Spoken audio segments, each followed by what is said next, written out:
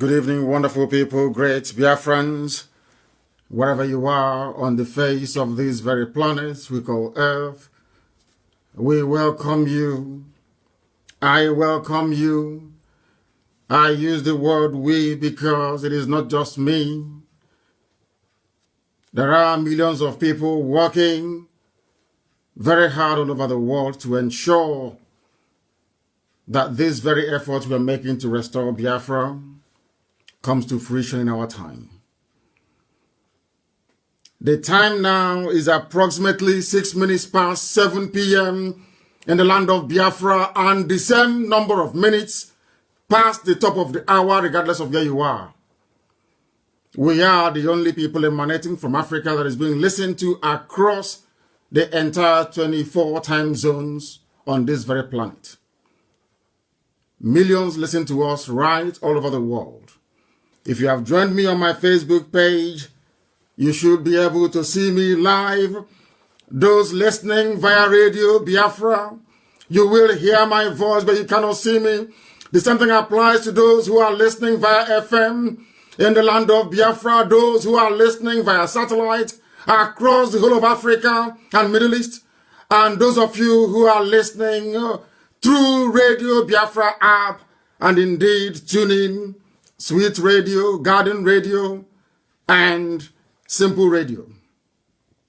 I welcome you, and as I do so, I will seriously encourage you to welcome all those who are around you, your friends, your family, your relatives, because tonight's program is going to be something slightly different. If before we finish we have not heard that relationships are being terminated, that people are taking their own lives, then insofar as I don't want anyone to take their life, but this very evening is going to be remarkable because we have promised to preach this very gospel of truth, this very gospel of restoration, and that is what we are here to do, and that is what we are going to accomplish in our time. Those that came before us did not understand the meaning of consistency and resoluteness. That is what IPob epitomizes. That is what we have come to represent. And that is why, regardless of the machinations of the enemy, regardless of what our detractors try to do, we are zeroing in on the ruins of Asorok, and with it, the inevitable precipitous collapse of the zoo. Elohim is in charge, of course. And before we go any further, we must worship him. But before we do so and give thanks to the Almighty in heaven, I must tell you that my name is Nnamdi Kanu. I am the leader of the indigenous people of Biafra. I am the director of Radio Biafra, director of Biafra Television, and by the very special grace of Elohim, a servant of the wonderful people of Biafra. We are under oath to speak the truth always, even if it leads to our death. We are also under oath to restore Biafra, or we die doing so. And as I keep saying, and with permission from heaven, I can confidently declare that should we fail to usher in Biafra this year, it is no longer God's fault. It is ours. That is why we must do everything we can, humanly possible, to ensure that Biafra is restored as quickly as possible, because the zoo is empty, absolutely empty. And today we have come to do justice to the mess that it has become. We must therefore hand over our proceedings to the Most High, and in so doing, invite the Spirit of Heaven to take charge of what we are doing here today, because it is pivotal. And we must pray in the language of heaven, of course. Chineke nna nke pụrụ ihe niile, Chukwu okike abịa ma bụ onye mmụọ na mmadụ na-efe. Onye ike niile dị na ọbadara aka ya. Onye mmụọ na mmadụ na-efe. Ọ bụ naanị gị bụ okike. Mmalite na ọgwụgwụ bụ nke naanị gị. Ọ bụla dị na ndị mmụọ ozi na-agba oche eze gị okirikiri eze ebube dị ngọzi. Ha wee na-aja gị mma wee na-eto gị wee na-akpụ isi ala nye gị. Ọbụladị ndị okenye oru 2 na 4 bụ ndị na-atụ mkpọ ọlaedo wee na-asị na ịdị nsọ Chineke. Ha sị na ịdị nsọ Chineke. Ha sị na ịdị nsọ Chineke. Lekwa ka ebube gị si wee sachie ihe niile nke gị kere eke. N'ihi na ọ bụ naanị gị bụ onye kere ihe niile nke mmadụ dị ndụ na-ahụ anya, ma nke ọ na-apụghị ịhụ anya, mana nwe onye kere gị. Ọ bụ ya mere ndị Igbo ji wee na-etu ha na-akpọghị ọka aka. Ọ bụ naanị gị bụ ọka ome. Ntụkwasị obi anyị niile bụ m n'obi anyị niile bụ n'ebe nọ nna nke ebere dị ngọzi.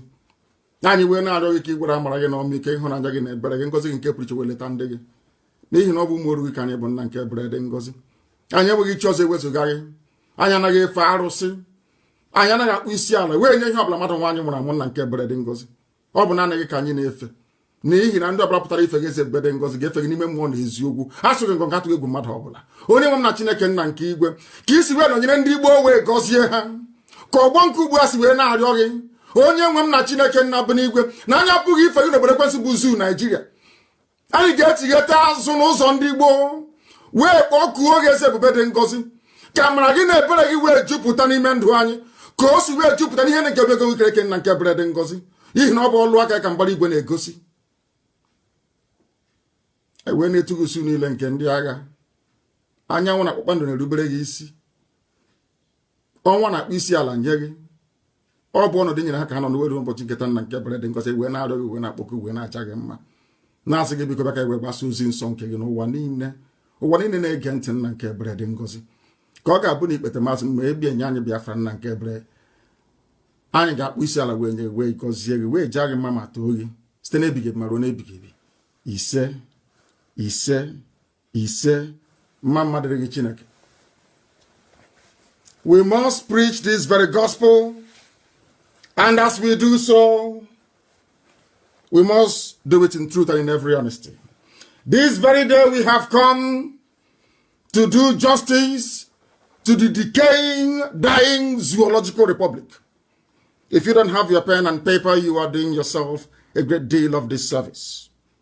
Go and get your pen and paper, and as I've always said, wherever Alamajiri is Janjaweed or Aboki, you bring your slate and you bring your chalk. As we delve into the depth of analysis and philosophical postulates, I would expect you to be mastering your alphabets from A to Z. Because had a majority of those in the northern part of the zoo been sensible, had our Yoruba brethren in the West been slightly brave with the grace that God has given them with media, we won't be where we are today. But the zoo is a mess. Anybody who is unfortunate to be part of the zoo is now a laughingstock all over the world. Mankind is laughing at us. And the sooner we bring the miserable existence of the zoo to an end, the better for everybody. The better for everybody. And that's why we're here this evening. You must pay attention. Very close attention. It is very, very critical that you pay attention. I will take off my glasses and I will have a sip of water before we proceed.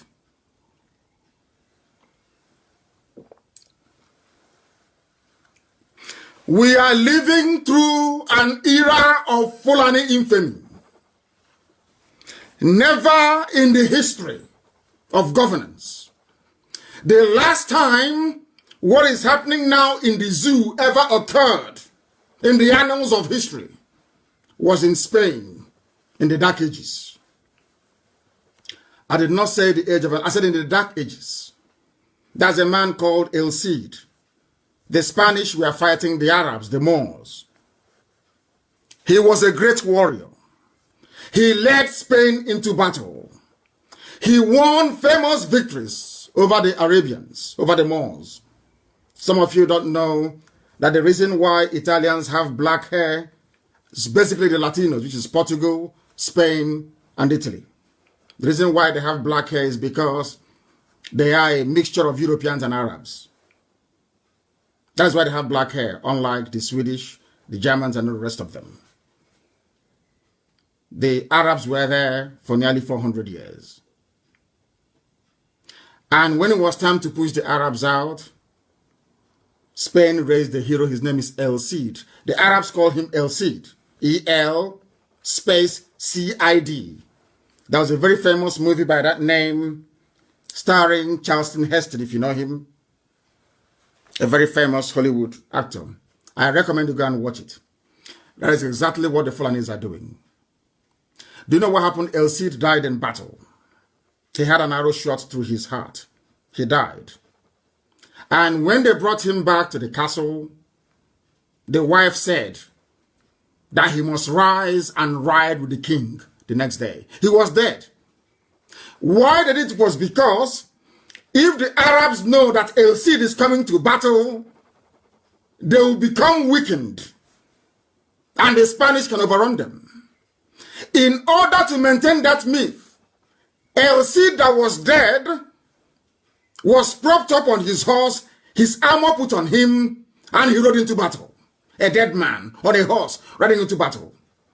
So that when the Arabs saw his flag, his banner and his armor, they fled.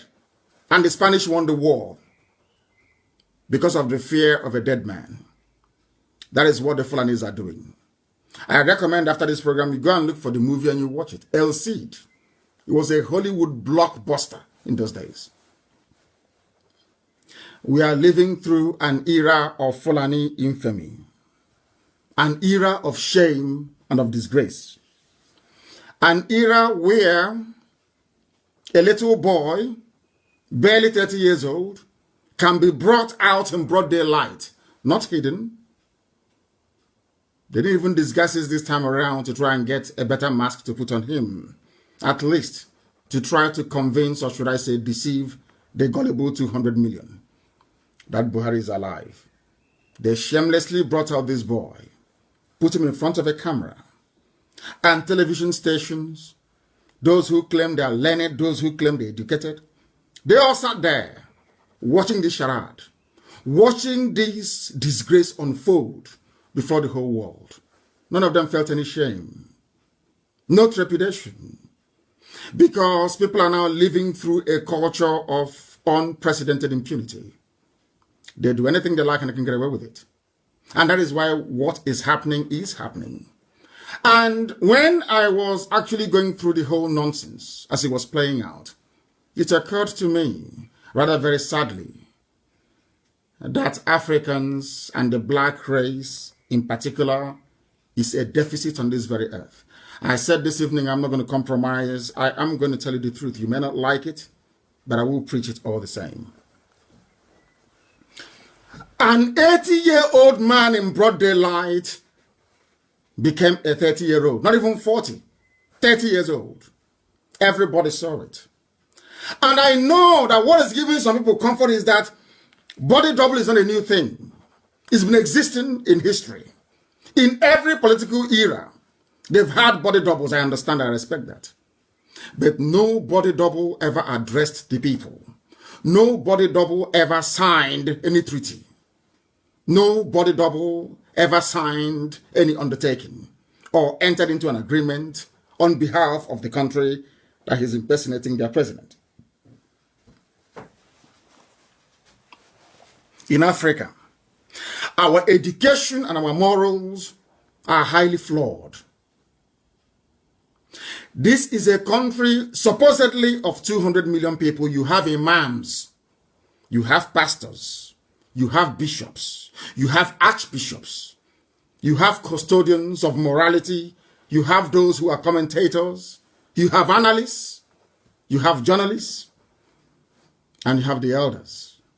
All these people lay claim to one degree of relevance or the other based on what they perceive to be their place in that very society, be it age, be it by profession, be it by prowess, be it by pedigree.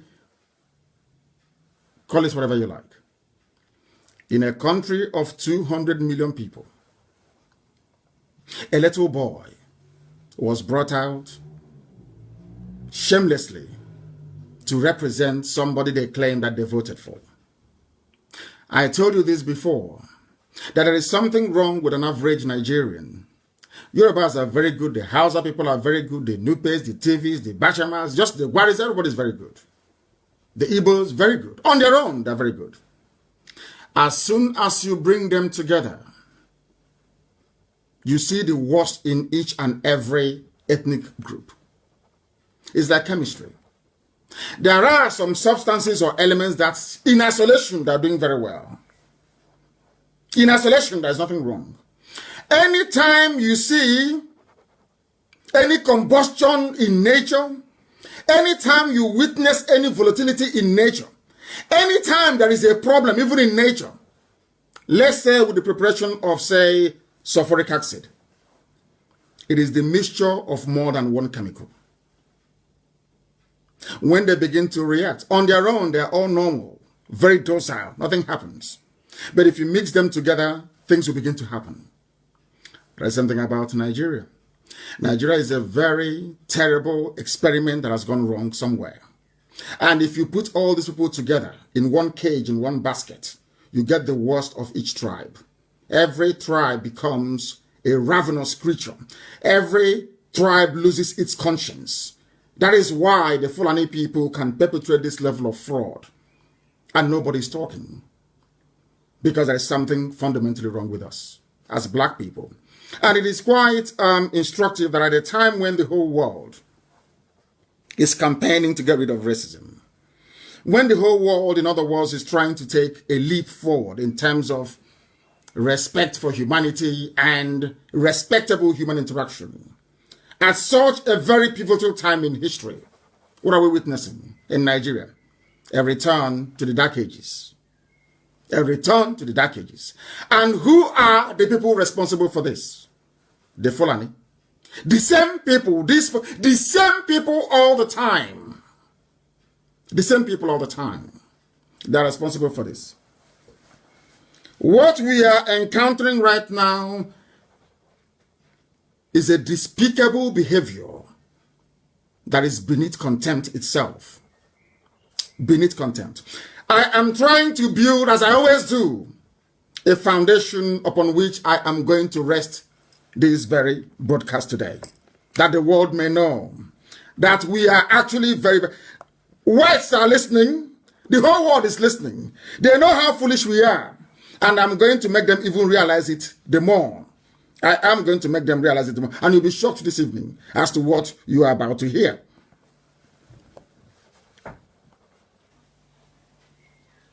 Those who are handling this whole fake Buhari saga, it was Abba Kyari. After I told you it was Abba Kyari. When he died, our Yoruba friends now started saying he was a de facto president. When Abba Kyari died, I told you that Aisha had taken over. I told you. What happened? Aisha took over.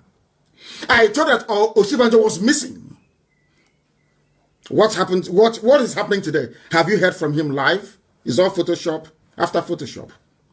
Deepfake video after deepfake video.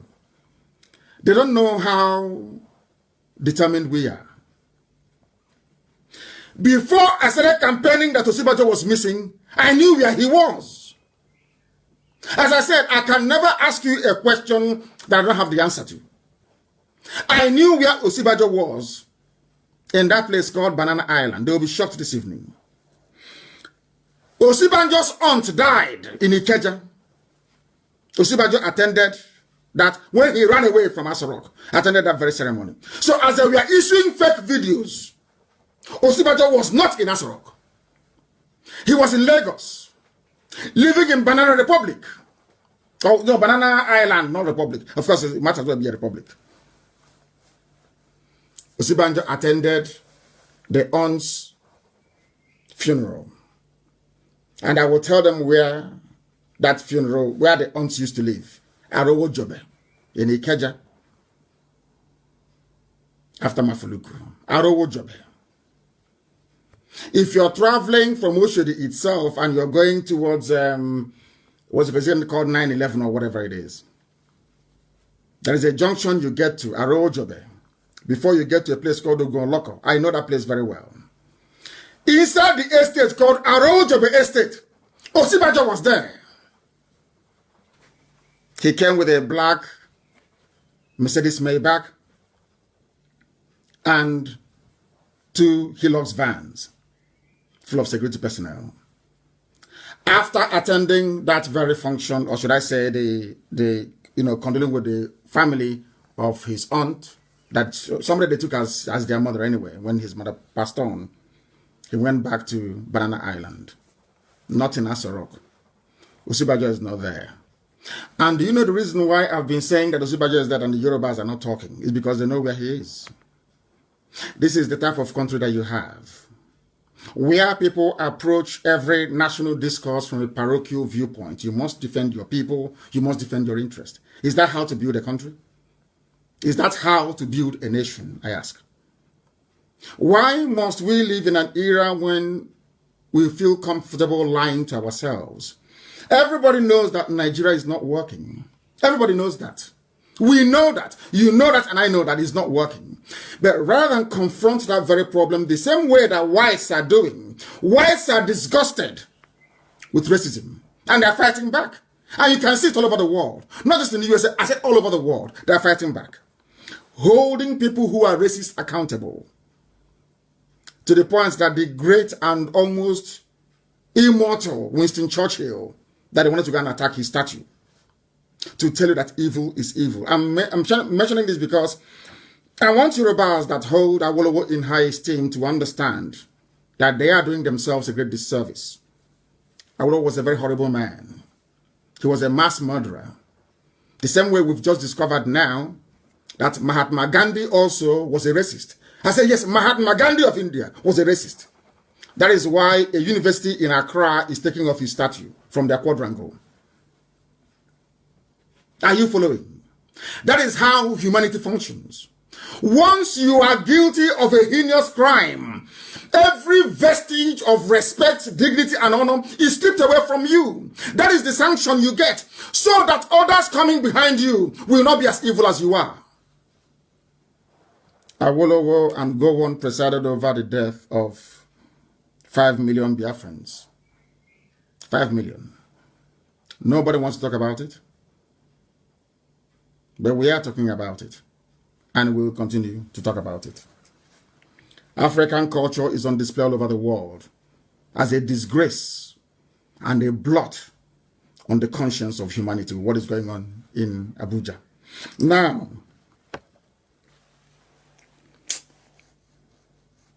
an abomination is happening inside Asorok as we speak. There are pastors, there are elders, there are imams, yet the truth cannot be spoken. The truth cannot be spoken. You go to church every blessed day. You have pastors. You pay your tithes and all the nonsense, all the biblical nonsense, all the rubbish from Quran. You have to be truthful. You have to be honorable. You have to be decent. In other words, in the whole of Nigeria, those who are calling sinners to come and repent are worse than the sinners. Every pastor, every pastor in Nigeria is evil. You are there, you saw a 30-year-old boy. They gave you a 30-year-old boy as an 80-year-old. You claim you're elders. You claim you have gray hair. You claim you're knowledgeable. You claim you have PhD. You have all these things. You cannot see a 30-year-old boy and ask those in Asorok, why are you doing this? Why are you giving us this little boy? This is not Buhari. We know it's not. You have Yoruba pastors in Pentecostalism. You have a man. Those, they want to go to Hajj. They want to go to Mecca to go and pray to Allah. A nation of hypocrites. A country of hypocrites. Left, right, and center. Why can't people be honest with themselves? I ask. Because you're black. It's in your nature to be evil. You see, let me tell you something. When the white man painted Lucifer black, some of you thought it was racism. It wasn't racism. It wasn't. They are trying to... It's an allegory. Let me put it that way. It's an allegory. They are trying to depict the state of consciousness of a black man.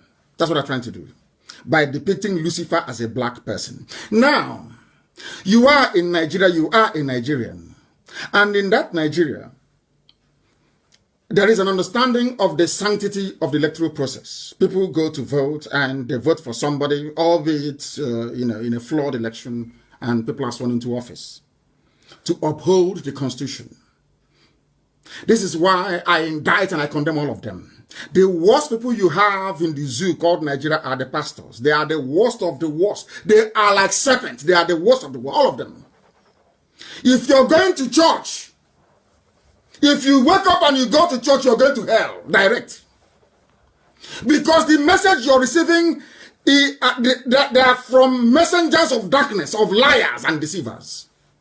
Are you telling me that Adeboye cannot see that little boy? Are you telling me that even the man that I respect so much, TB Joshua, are you telling me that that little boy there is Buhari?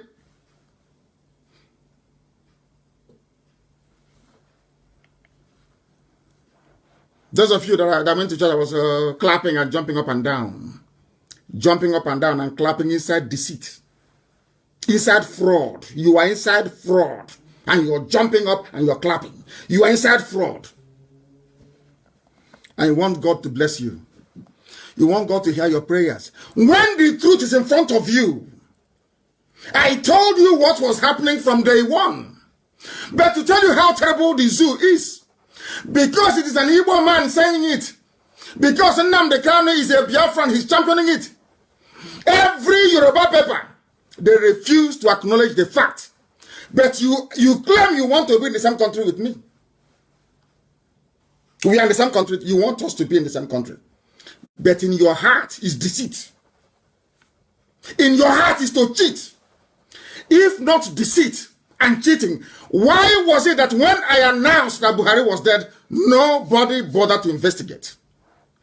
Instead, you asked them, go and kill him. Because you have your eye on the presidency after Buhari.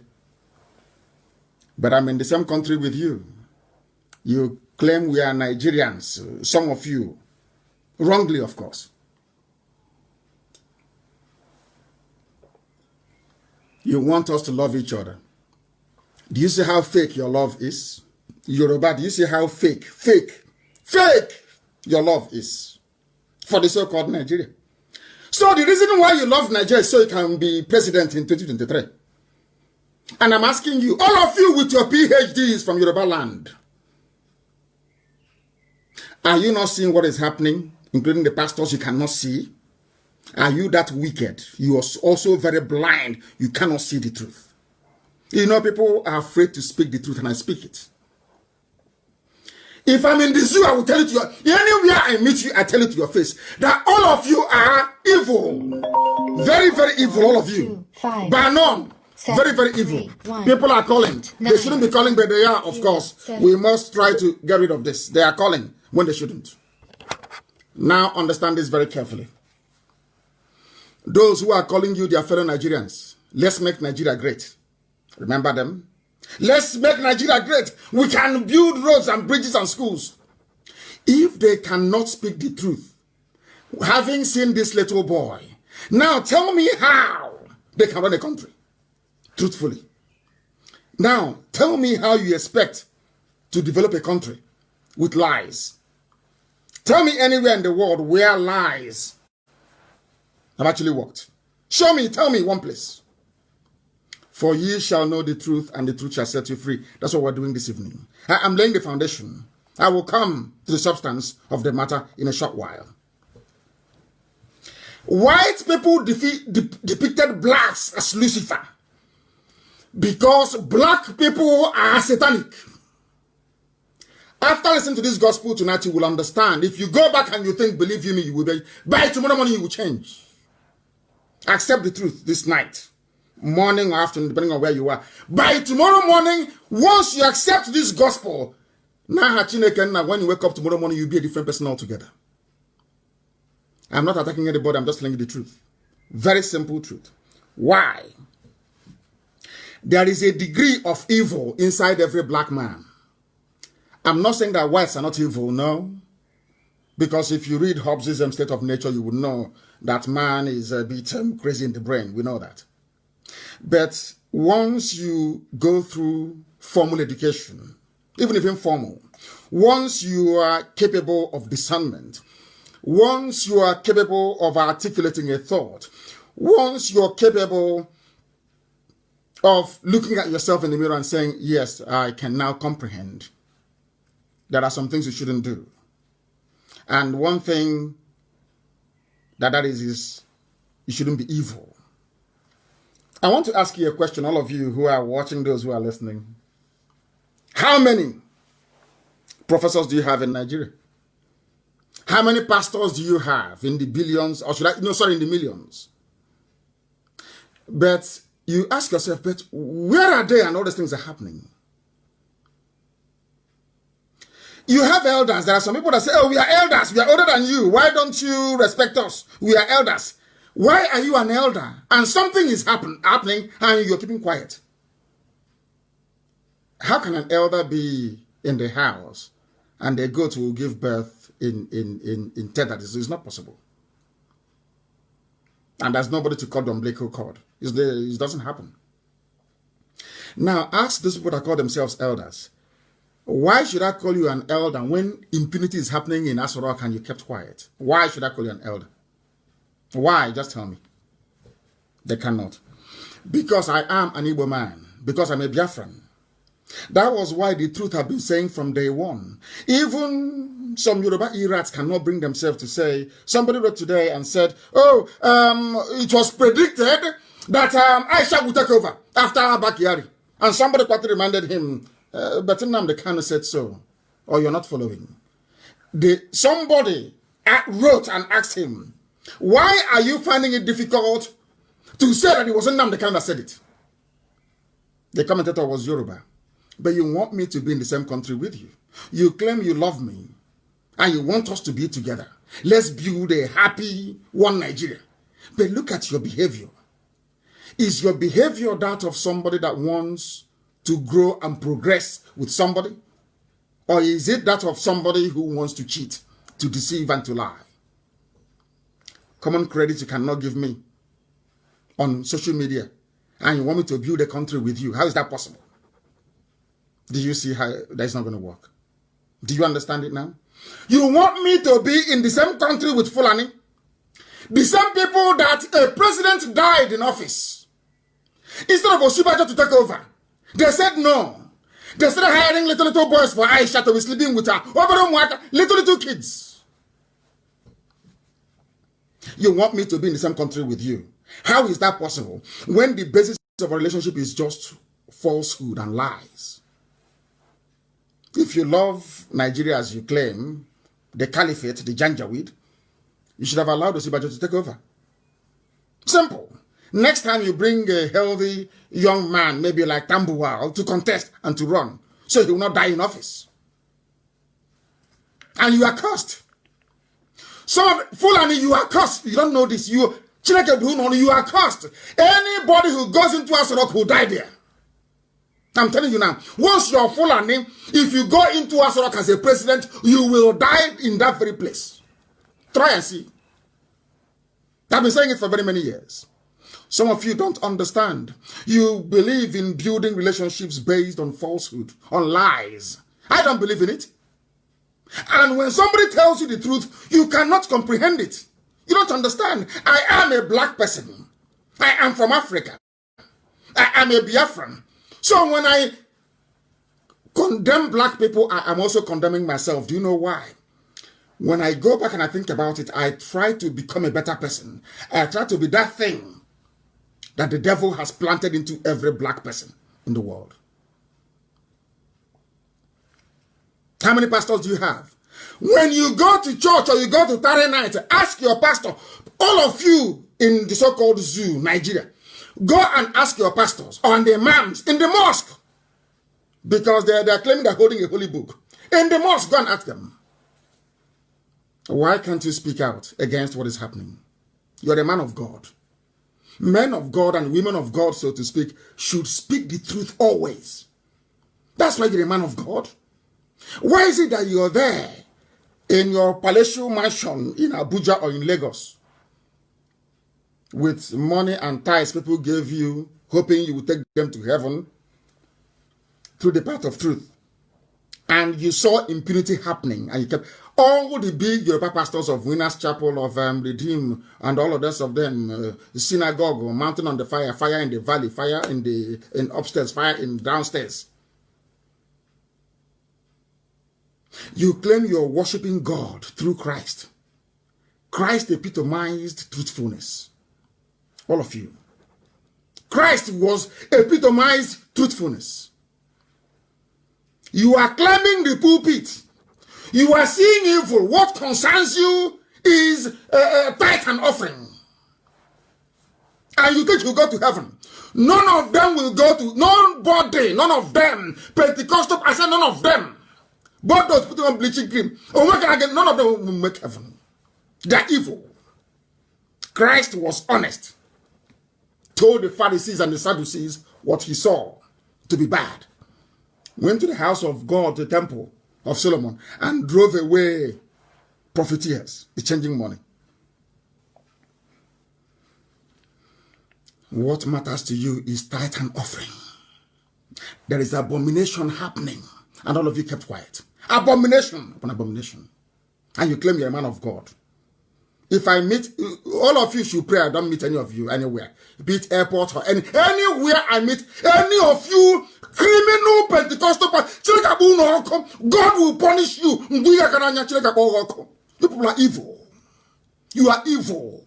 I feel sorry for the fools you're deceiving. You people are evil. You are in a country of 200 million. They are being held hostage. There is no head of state. People are being slaughtered every day. Every day people are dying because there is vacuum in Asorok. Nobody is there. That is the reason why. There is no leadership. Have you been into a house before? In a family where there is no father figure. Where nobody is in charge. No father, no mother. And see what the children are doing. It's a simple experiment. Experiment that all of you can do tonight, not tomorrow morning. Now, this night you can do it. I want you to take your wives away from the house, leave the kids. Lock it down, say, my children, I'm coming home. By the time you come back, your house will be upside down. Because dad is not there, mom is not there. Nobody to tell them, stop doing what you're doing. The same thing is happening in Nigeria. You have 7 terrorist groups, seven of them, 7 terror groups. And there is no head of state. There is no vice head of state, deputy, or should I say vice president. There is no chief of army staff. What do you expect those terrorists to do? They'll go to market now. They'll be doing anything they like. That is why you have killings everywhere. And nobody has a clue as to how to stop it. But these liars and deceivers, imams and pastors, those that claim they are elders and politicians, elder statesmen, to tell you how evil they are. They understand the problem. Any day you have a president, a physical living president inside Asorok, things will change. That is why all over the world, when institutions or companies are going, are drifting, you change the CEO. You change. Ordinary football that some of you love, I think they've resumed. Barcelona defeated, I don't know who they beat yesterday, 4-0. Why do you think they sack their managers? When you are not performing, you'll be removed. Why do you think people vote every 4 years? It's like a report card to see if you've done well or not done well. To renew your mandate or not to renew your mandate. But in this case, somebody died in office. Dead, those who ran is dead. Instead of coming to people and saying, oh, this man is no longer there, what do we do? People are dying. Instead, you're holding on to it. You want to steal money. You want to deplete the treasury. You want to spread Islam, jihad, by force. And people are dying because there is no president. And you know it. All of you, you know it. But you keep pretending, lying. You bring the Bible. Let's go to Matthew chapter 6 verse. Bring your tithe. That's all you know. A man of God, you have aircraft, you have everything. You cannot speak the truth. How do you expect me to respect you? You are a deceiver, you're a liar. In the US, all of you will be jailed. All of you will go to jail. All of you will go to prison. But that is men of God in Africa. Black men, black, Misoji, black, evil. Now you can understand why the white man painted blacks black. Because of our evil nature. Evil nature inside us. And you want God to help you. You want God to save you? You are a hypocrite. An abundant hypocrite you are. All of you are hypocrites. Black people are hypocrites. They don't believe in the truth. They never see the truth and embrace it. Never. Nobody has, from Igbo land, even WIC, all of them, Ohaneze, Pandev, no one has ever come to say, what is happening today, you predicted it many years ago. We are sorry. It's called magnanimity. They don't have it in them. Instead, you see them conniving, planning, talking rubbish every blessed day. You see grown-up men gossiping. That is what makes you black, and that is why you are backwards in Africa.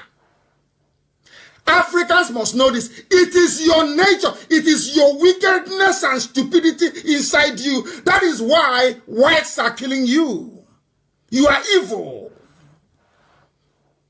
You are evil. In a country of 200 million people. Not 1 million, not 2, not 3, 200 million. A group of people are holding everybody hostage. And instead of those with the sword of truth, which is journalism, Yoruba, to rise up and say evil is evil. A whole nation, Yoruba, they went into a cocoon, waiting for their turn in 2023. And you want me to respect you? I think you're mad. Because I can't respect you. You are an evil person. You did not speak the truth because it is your turn in 3 years' time. And you want me to respect you as a human being. How is that possible? How? Just tell me how. It is not and can never be. Never ever be. That's something that you need to understand. That is something that we're telling the whole world this very thing. That blacks are evil. That is the truth. Whites are listening. And I'm telling you the truth. Before God and man, we are evil. Black people are evil. 200 million people. And they brought a little boy to show you, and you all should be, everyone's like that. It's not Buhari. Now we know it's not Buhari. We think Buhari is no more there. Jare, this thing bad. And tomorrow you say the same rubbish. Next week the same nonsense. To rise up and take action, you cannot. If you see those who are rising up to take action, you begin to mock them that they are stupid. Because you're a black person. Everything that is good turns into bad. Everything bad turns into good. That is the brain of a black person. That is the way we reason. That is the way we think. That is the way we act. We are backwards because of how we reason. We are evil because of what is in our brain. I feel sorry for you people. I feel sorry for all of you. But I have to tell you the truth. Somebody wrote that Aisha Buhari is going mad. Mama and Dara called her a suicide bomber in the leaked audio tape. A suicide bomb. And I'm asking people today,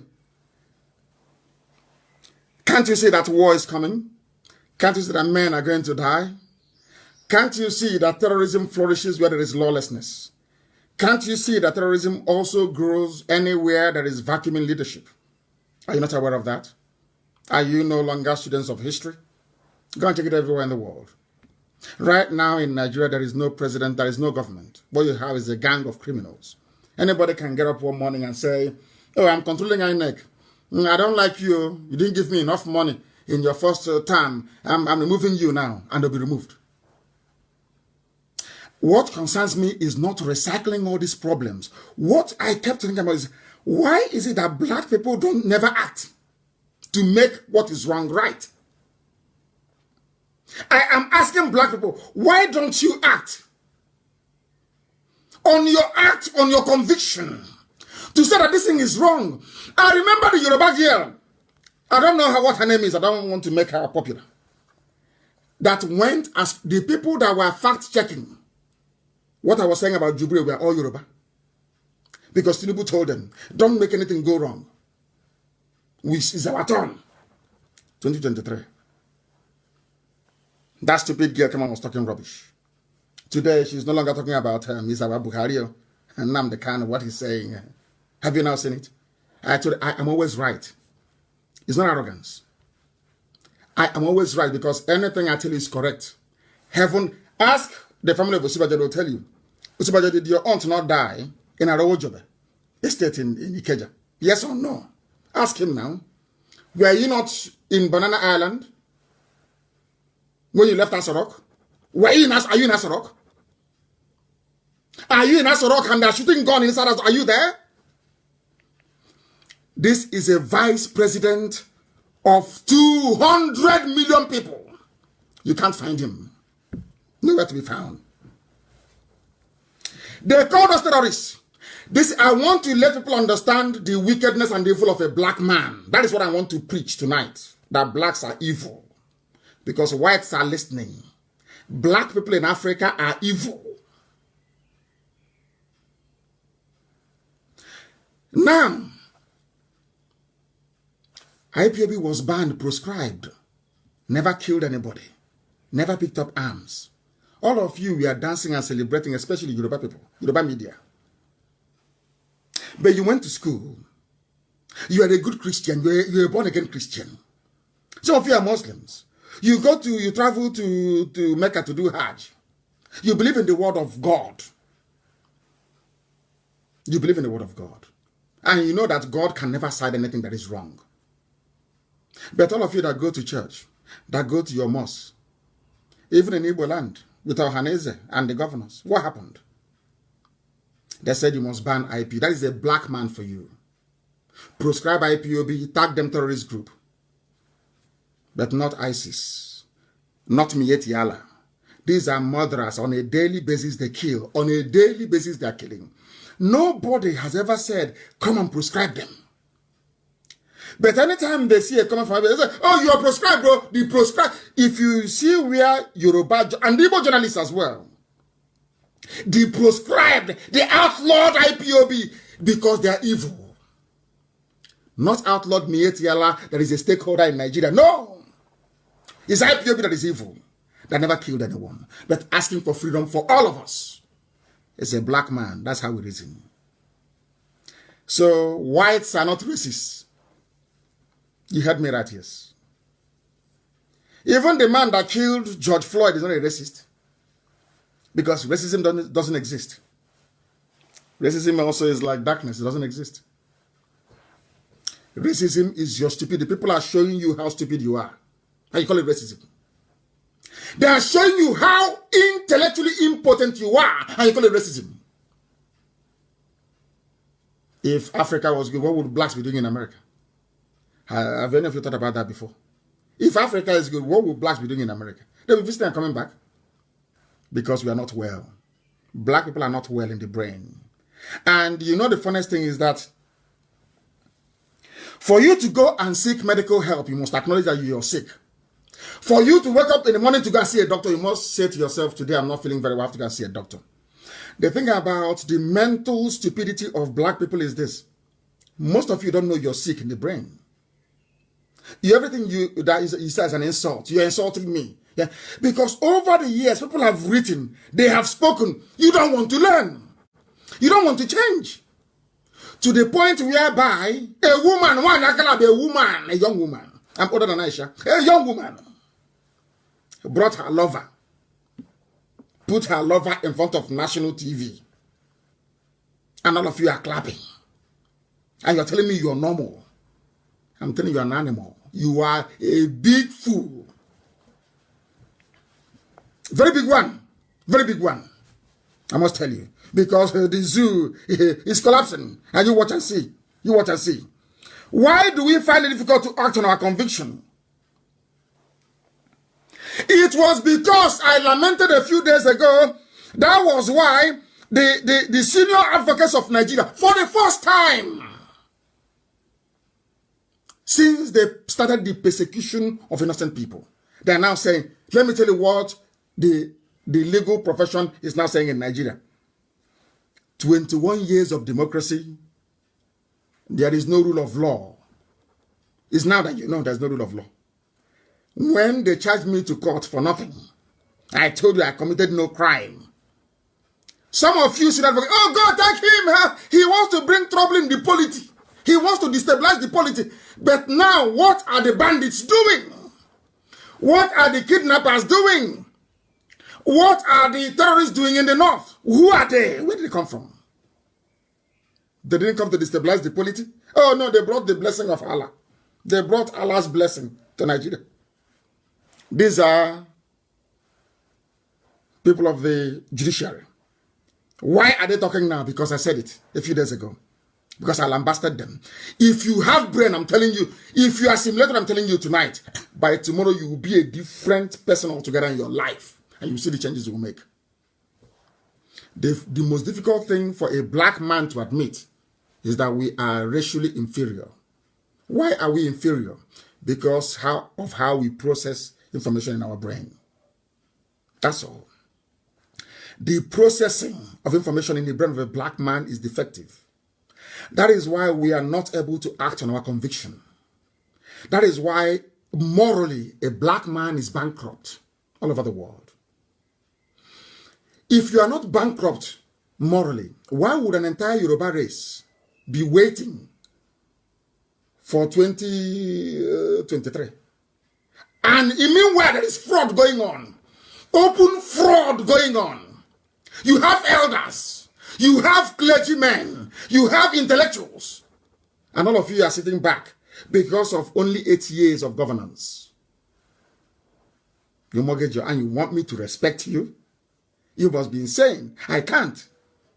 That was what happened with Jonas and Ohaneze. For very many years, they were selling their future and that of their children.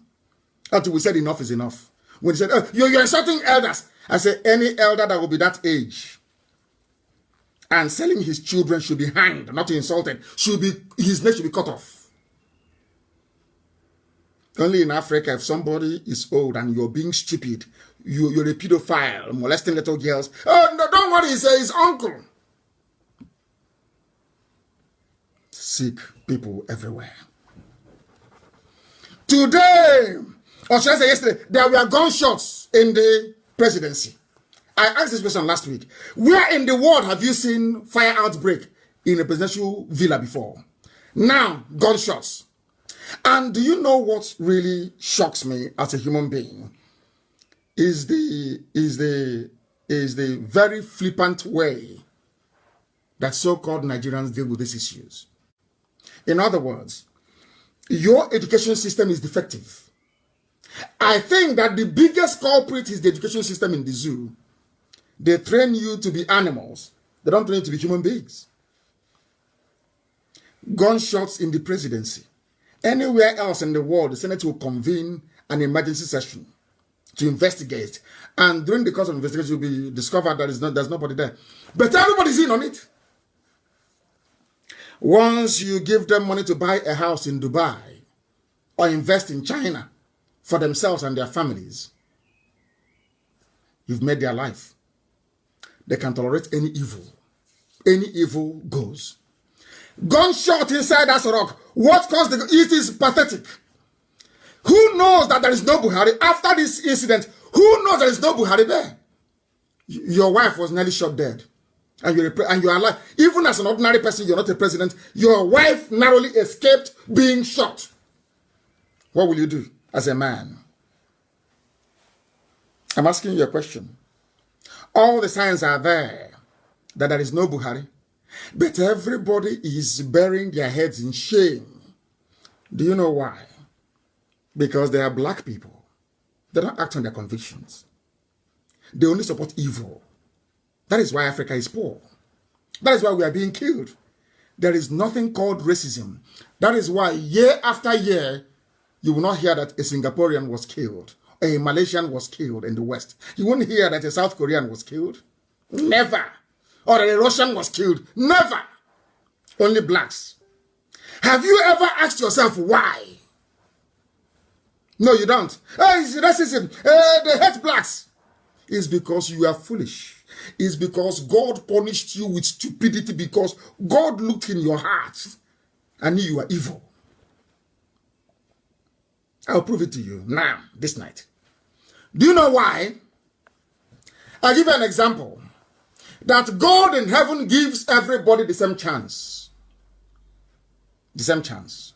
Now, I have a question to ask you. What justification does the Yorubas have? I said, what justification do they have in supporting this fraud going on? An entire nation of over 60 million people. Ask yourself why. Is it Satan that is doing it? You mean what they have doctors, they have lawyers, they have pastors, they have imams, they have everything. Intellectuals, they have it. But ask yourself, why is it that Yorubas are supporting the evil, the satanic, the work of Lucifer going on in the zoo? Is it a fault of a white man? Is it the fault of the British? I'm asking a simple question. Why would 70 million people be programmed in their brain that is cheating? In their brain, they have been programmed to cheat. Cheating is in their brain.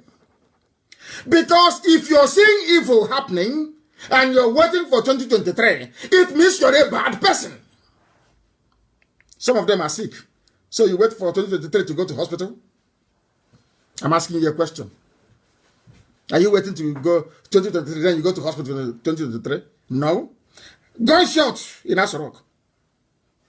Aisha came out. You know that very daft. You're telling me that Buhari is inside Asarok. Now listen to this story. Buhari is inside Asarok. There was gunshot inside Asarok. Aisha ran out with the Aisha, Zara, Yusuf, and Zainab, the other one. They are so foolish. When they plan all this, their lies, they don't plan it very well. They forgot to mention Buhari. That Buhari also came out. Instead of saying, oh, the president was not touched. So, but your wife ran out. Your kids ran out. But you, the man that gave birth to the kids, you stayed inside. Hey, Africa, who did this to you? Black, this Yoji, black people. Black. Very, very deadly. Very, very deadly. They proscribed IPob. They said we're a terrorist group. But today, Janjaweed are slaughtering than your village is killing you. They killed somebody yesterday in Uguta. Nobody saying proscribe them. Nah, it's IPob they want to proscribe. That's black people for you. This year, black. Satanic, Satan is in them. So when a white man draws a black man as Lucifer, the white man is correct. I support him. You people are evil. People are evil. Tomorrow, I can carry Bible. What Almighty God we serve, talking rubbish, nonsense from your useless mouth. Rubbish. You think I mock God? Do you think I mock God in heaven? Is that what you think? An entire nation, Yoruba nation, disgracefully, because of only 8 years in office, you jettison your morals, no conviction, nothing. That means you're a nation of criminals. Your brain is full of thievery. If not, why won't you speak up or speak out against evil? You're waiting for, he's cheating. Isn't it? Oh, dear Lord, have mercy. Have mercy on our people. Have mercy on us. Have mercy on us. Why is it that we find it difficult to reason? A woman is head of state in an Islamic country. Nigeria is OIC, is a member of Islamic nations. Is an abomination in Islam. For a woman to be in charge is an abomination. Unelected. I don't mind. I don't, I'm a Biafran. Anybody can be the head of state in Biafra land. If left for me, I would even like women to rule Biafra, not men. I'm being honest with you. In Islam, I told you that when Abakari, I told you, before he died, I told you he was going to die. A woman is the head of state in Islam. And do you know why that one they call Tunde? He's not Tunde, he's a Fulani man. No? He's a Fulani man, no? The son of Mama and Daura. He's a Fulani, not Tunde. When they say Tunde, you think he's just like Amechi Asri Rotimi, you think he's a rubber boy. No. Do you know why he ran away from Aisha? Because if he dies on the orders of a woman, when he goes to heaven, they will not give him his 72 virgins. His 72 Arab virgins waiting for him in heaven. That was why he ran away from Aisha. That is the truth, and they know it. A president is alive, gunshot inside where he's living. He didn't come out with his wife and children to investigate. And all of you, 200 million idiots, complete morons, you are there. You're looking sheepishly like a bunch of white. In fact, a hyena is better than all of you. Why do I even... If I want to interact, that is why I don't go to parties. I don't do anything. Because the way we reason is laughable. If I want to interact with true Africans, I go to wildlife safari park. At least if I see a zebra, a chimpanzee, those are our true Africans. We can mingle together. Maybe I can understand them better. Because at least if they see danger, they can run. All of you see danger and you keep embracing it. Keep embracing it. Look at Imo State. How many people in Imo State?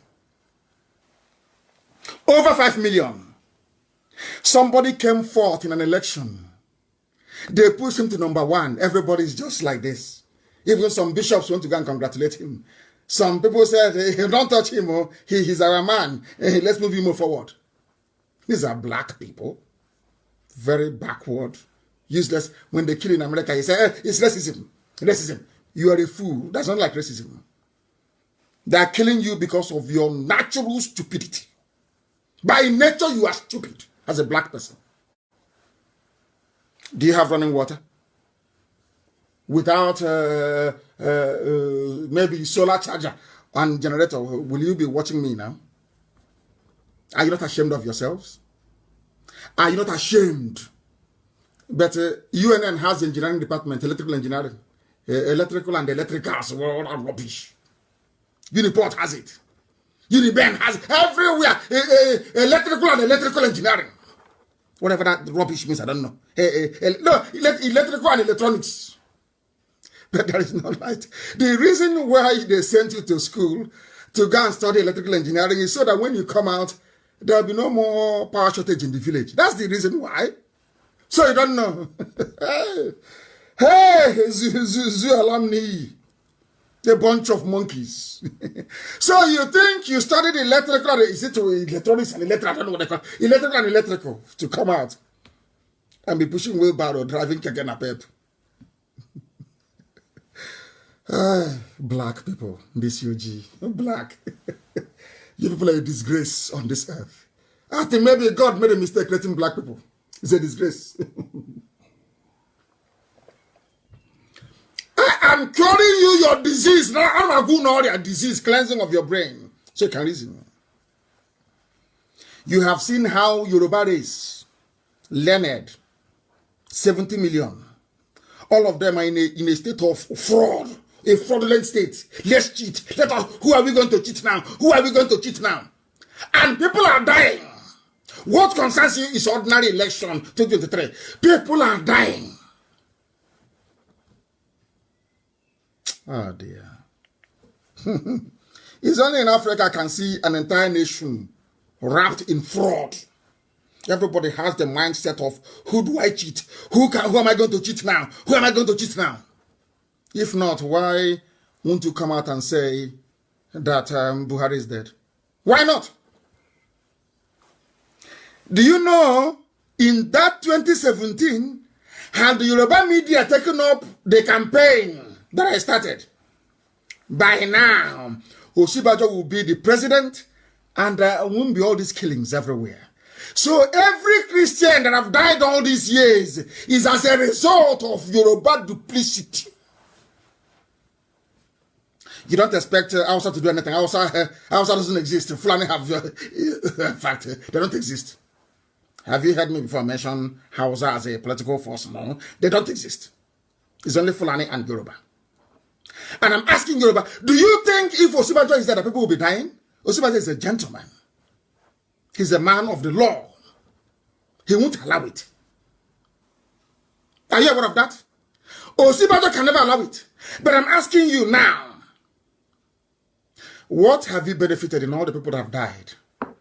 All because you want to be the president in 2023.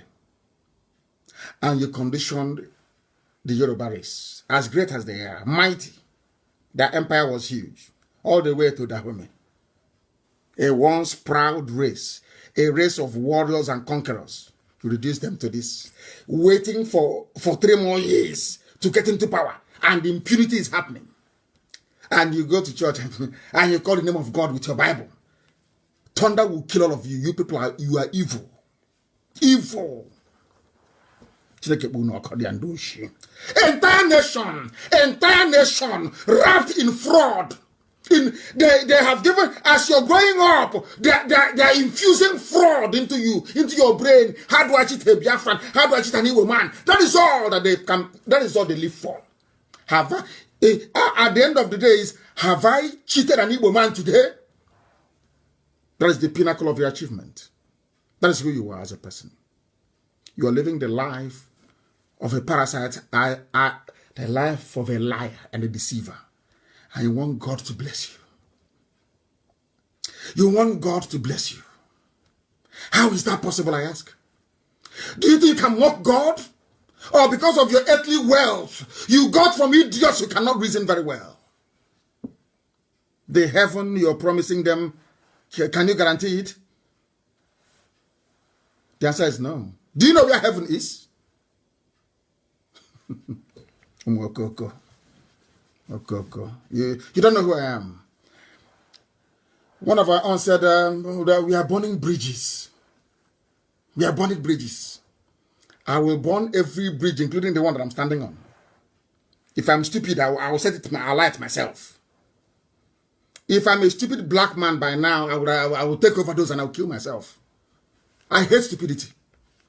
You see, cowardice and stupidity, I cannot stand those two things. I can't stand them. You must be bold and be brave and speak the truth and damn the consequences.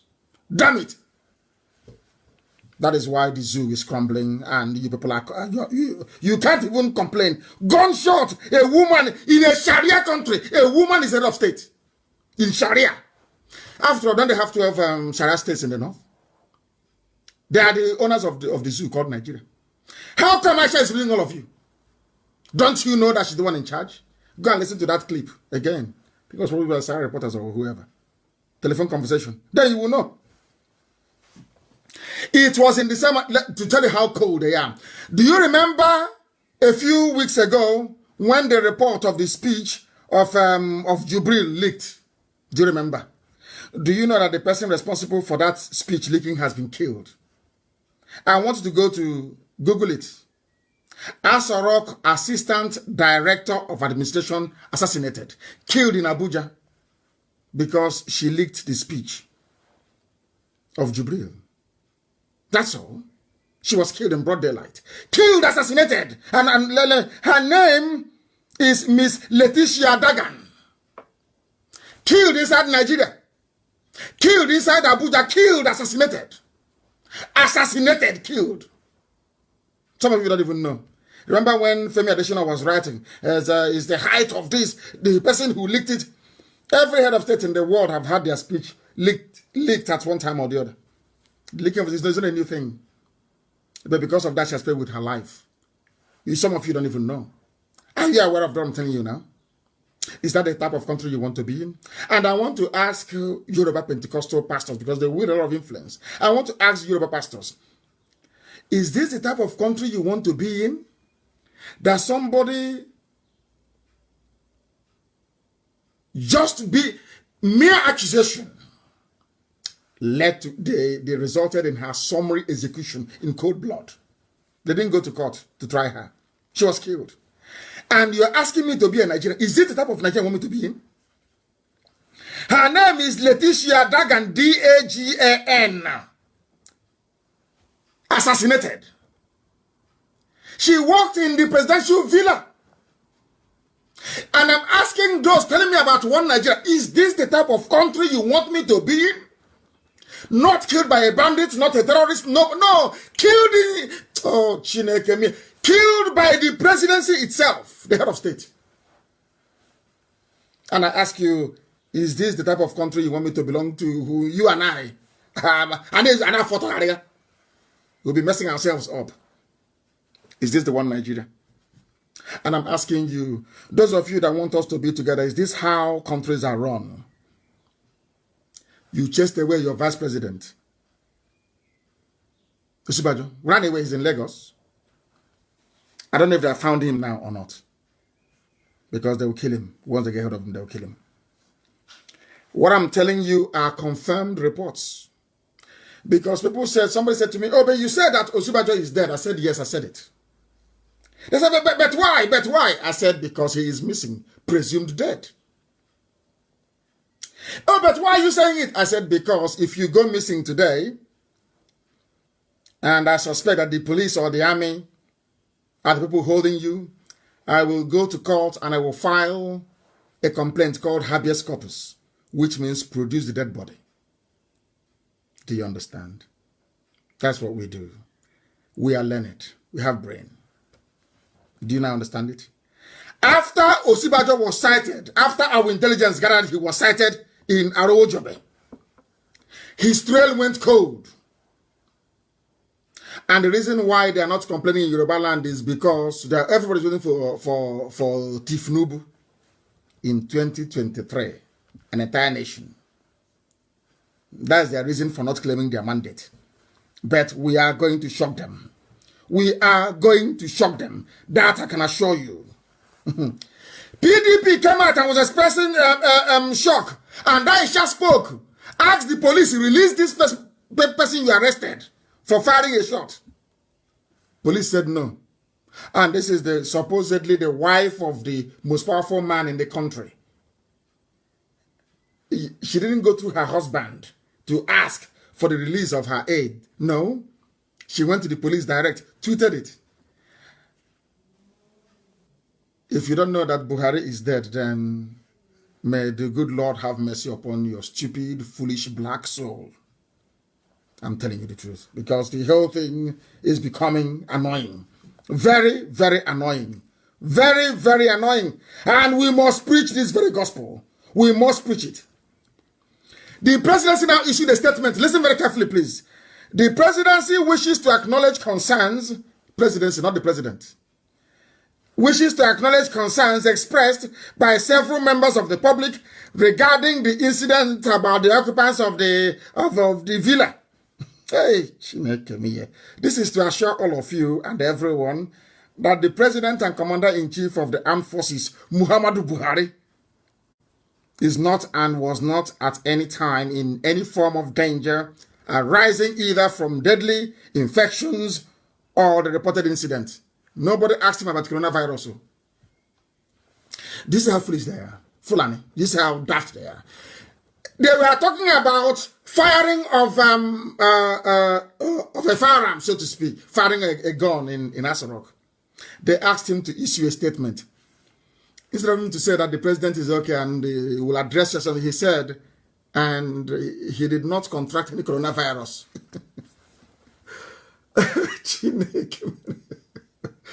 Hey, let me ask those who are watching, black people, who did this to you? Nisioji, who did this? Is it Satan that did it or was it God? Who did this to you? They asked him, there was an incident, a discharge of firearms inside House of Villa. What happened? He said the president is okay. He's not injured and he's not suffering from coronavirus. Hey, Zoo.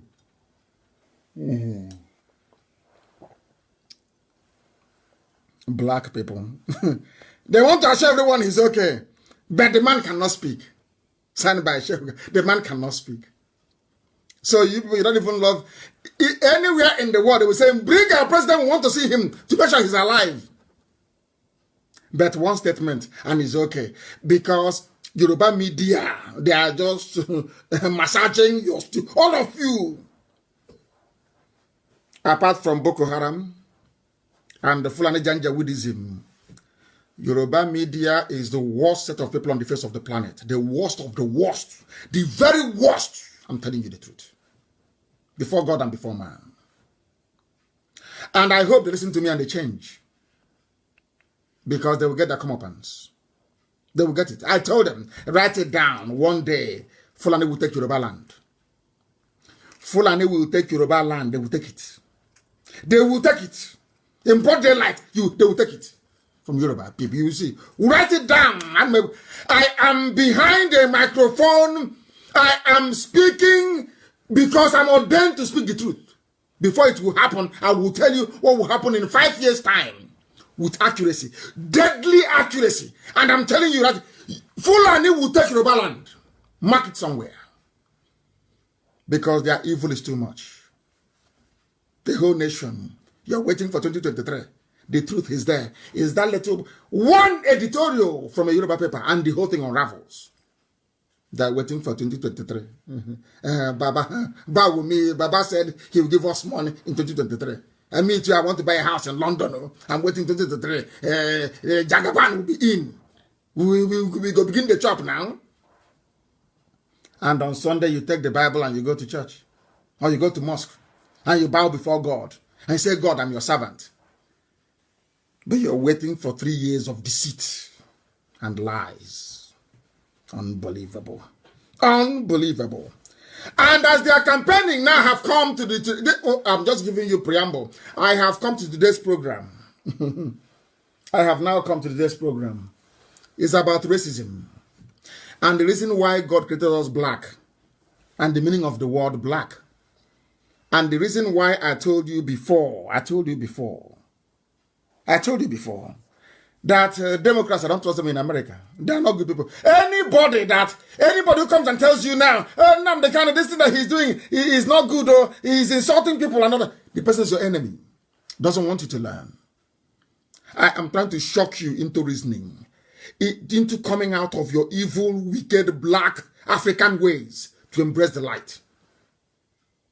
I'm the one who loves you. Not these mad people. I want to show you something so you will understand what is happening.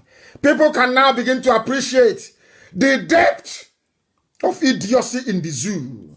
The depth of the idiocy in the zoo. I want to make it very... Where is it? Where is this Joe Biden? Remember, some people said that Joe Biden is a good man. Yes? In fact, they have even... I think they have removed the clip. They've removed it. Joe Biden of Democrats, a hardened racist. I told you about the Democratic Party. Forget all that black lives and that rubbish. They are the real racists. Republicans are your friends. Do you know why? Republicans will tell you what I'm telling you. Because they want you to change. It was Republicans that ended slavery, not Democrats. Do you know who the slave owners were in America? Democrats. They removed it. I'll find it. And I want that video to be posted, please. I want the video of what's his name? Joe Biden. The killing of black people in America by the police. Joe Biden introduced the legislation. Democratic Party. You know, black people, we like massaging. If you have a wound now, instead of going and dressing the wound properly, maybe... having a surgery or conducting a surgery on it. You want them to put bandage, a very colorful bandage on it, but inside you're rotting inside.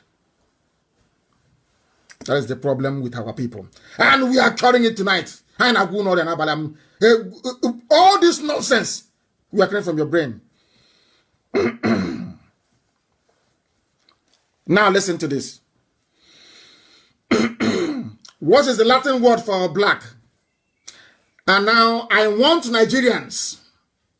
We have now come to the main point this evening. I want Nigerians to be looking at their green, white, green flag.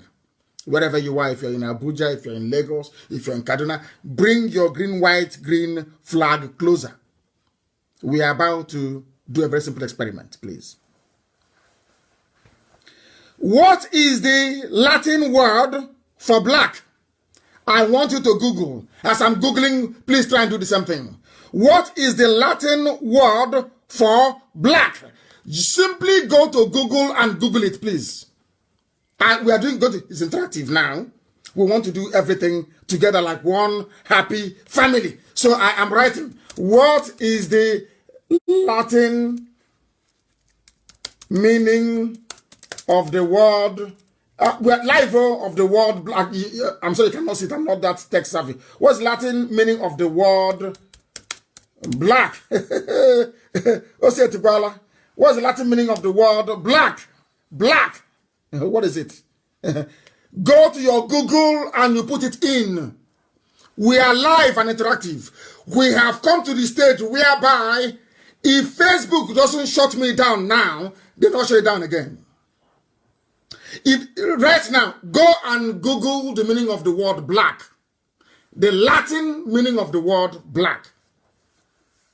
And bring your Nigerian flag closer. Green, white, green. Bring it close. To tell you where your stupidity started from. What is black? In Latin, it means nigger, negros, or the adjective is nigger. What is that nigger? What I want to tell you what God did, Elohim. I want to tell you why you are black in Africa. All of us. And I want to prove to you that the name Nigeria is cursed. And then after tonight's program, you will see need and reason why Nigeria should not exist. I'm not going to add anything to this. I want to do something. I want to read comments. Somebody should tell me I'm reading. If I move to the left, it means I'm checking Radio Biafra. If I'm here, direct, it is my page on Facebook Live. I want somebody to tell me the Latin, Google it, the Latin meaning of the word black. This UG, do you know what it means? It means Negro, number one. The adjective is nigger or Niger. If you look, you think it's Niger State, Niger, Niger, Nigeria. Latin, meaning of the word black. Then we proceed. What does it mean? Those who brought the word black, this Negro and Nigeria, what did they have in mind? Who are they trying to describe? That's the meaning of the adjective, isn't it? To qualify, to describe something. What is it? Hey, now you're in for a shock. The name Nigeria. It means black, we know. It means something that is dark, we know. It means something that is ill omen, bad luck, ill omen. So Nigeria is bad luck, not me. Oh, go to Google. Then I'm going to Google self. Who are these people? Self? Nah, I got Google. Who are these people? I have not seen anything here. Oh.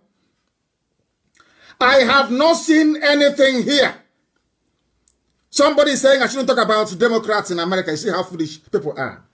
That the election is pregnant. Black people always afraid to speak the truth. Joe Biden is a racist. We have it on record. Forget all the nonsense in South Africa was saying about apartheid. He is a conk racist. I have it here. And we'll find it this time and play it. Go to Google now. Go to Google and find the meaning of the word black. Then nobody herself. Are they listen to me or not? Huh? It means Negro. It means Niger. Niger State. Capital Mina. Niger Republic in French. Nigeria. Area of black, useless people. And what does it mean? It means ill-omened. It means, Nigeria means pitch black.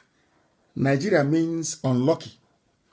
The people that coined the word black and called you nigger, Nigeria. So a name that is banned in America, Negro, is what you're answering in Nigeria. Do you see your life? Do you see, I'm an intellectual, I'm a professor. Those IPob, they are miscreants. I have 4 degrees from Princeton, from Harvard. Do you know the meaning of your name is ill omen? Omen. Ill omen. Do you know that your name is unlucky? Do you know that? That you are a nigger. You're a Negro. Nigger. And I'm proud to be a Nigerian. That is why if you call me a Nigerian, God, Satan will punish you upon the punishment you have. Thunder will fire you. All of you refer to me as a Nigerian, and God in heaven will punish you and punish your family. Ill omen, unlucky, nigger, negro. That's your name. A name a white man gave to you. A name you're fighting very hard to maintain. Do you see how foolish you are? As a Nigerian? Do you see how foolish you are? Your name means, it's here now, unlucky. It means black, gloomy. It means dismal. Something that is dismal. Hey, obscure, you cannot see it. There is no light. It's obscure. That's the meaning of the word Nigeria. I'm giving it to you now, live and direct. Something you will not hear anywhere else in the world. Here you will hear it. Hey! Now, nigger area. Who named you Nigeria? A racist. What is Niger State? It means unlucky, ill-omened, gloomy, dismal, obscure. I'm from Niger State. We Niger State indigens. Do you see why blacks are useless? We are useless. God knows we are useless. Blacks are useless. Useless to the core. Nigeria.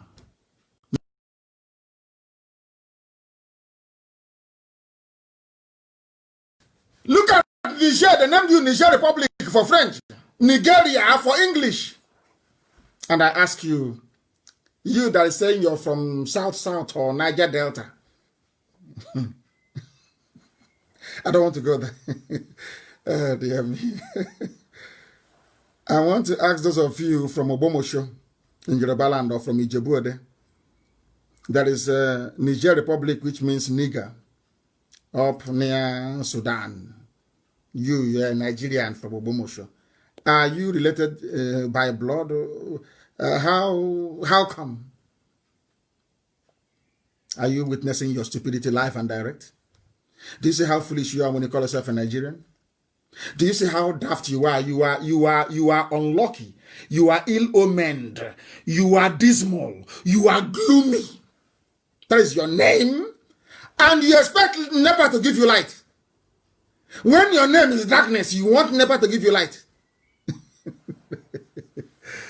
Hey, Chineke me, unbelievable. What is the origin of the word black? Who originated it? It's from Europe now. It's from Europe. And then let us look at what white means. Oh, dear me. It means purity, clean, pure, radiant. And what does everything is there, you can see it. What in the Bible that we have, in that Bible that, what's their name? Adeboye is stealing, bleeding you dry from. Facebook has come. I told you. From 25,000, we have now gone to, they've taken away 900 people, which means 9,000 people. I told you, there is no way we cannot remain like this and finish this. Impossible. They can't allow it. But we continue to preach. We continue to preach. Oh, dear me. What does it mean in Christianity? Black is the color of mourning. What does it mean? It means mourning. Black. Somebody should type it in Google, please, and publish it for the world to see. What is the meaning of, listen, Google meaning of the color black in the Bible. In the Bible, what is the meaning of nigger? This Nigeria you're answering. That's what we're getting at. Because if you agree that black is a Negro, nigger, what does the Bible tell you about Nigeria? Now you see, we are now going a bit spiritual. What does the Bible tell about Nigeria? I'm about to tell you. The Bible says that Nigeria is a place that lacks brightness, that is no light. It does not reflect any light back. Which means all they do is to take in from people. They don't give a day. The same way we're consuming a toothpick, toothbrush, everything we import is even in the Bible. It's here now. I'm reading it now. I googled it and it is here. The meaning of the color black in the Bible. So Nigeria means in the Bible a place that is backward. No light. They consume everything. Even the cause of the name Nigeria is in the Bible itself. But if you go to church now, they only take you to where you pay your tithe, you sow your seed, you water your plant. But on Radio Biafra will tell you the truth. I told you after today, your life will no longer be the same. I'm asking you to go and check it out. You'll be astonished. You'll be astonished. That is how the world flows. So you're in Nigeria now? How many of you, after this night, are Nigerian? I said, how many of you are Nigerians? I'm asking you. How many of you are? The zoo cannot think critically. They cannot reason. That's why they say, I said, I will be arrogant. I went to school, I'm educated, I'm refined. If I stand you in a debate, I will demolish you within 2 minutes.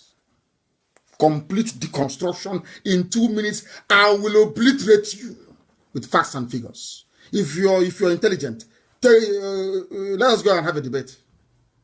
I finish you completely. Go. You didn't go to school and you want to challenge somebody who's educated. How is that possible? You went to school and you read with lantern and palaka. You used palaka to read. And they gave you a third-rate law degree and you come out and you think you can challenge me? You must be insane. Completely insane. We are live and we are direct and the whole world is listening. We are educating ourselves today to tell you how bad a black person is. Evil. Embodiment of evil. A black man is evil. I'm trying to prove it to you.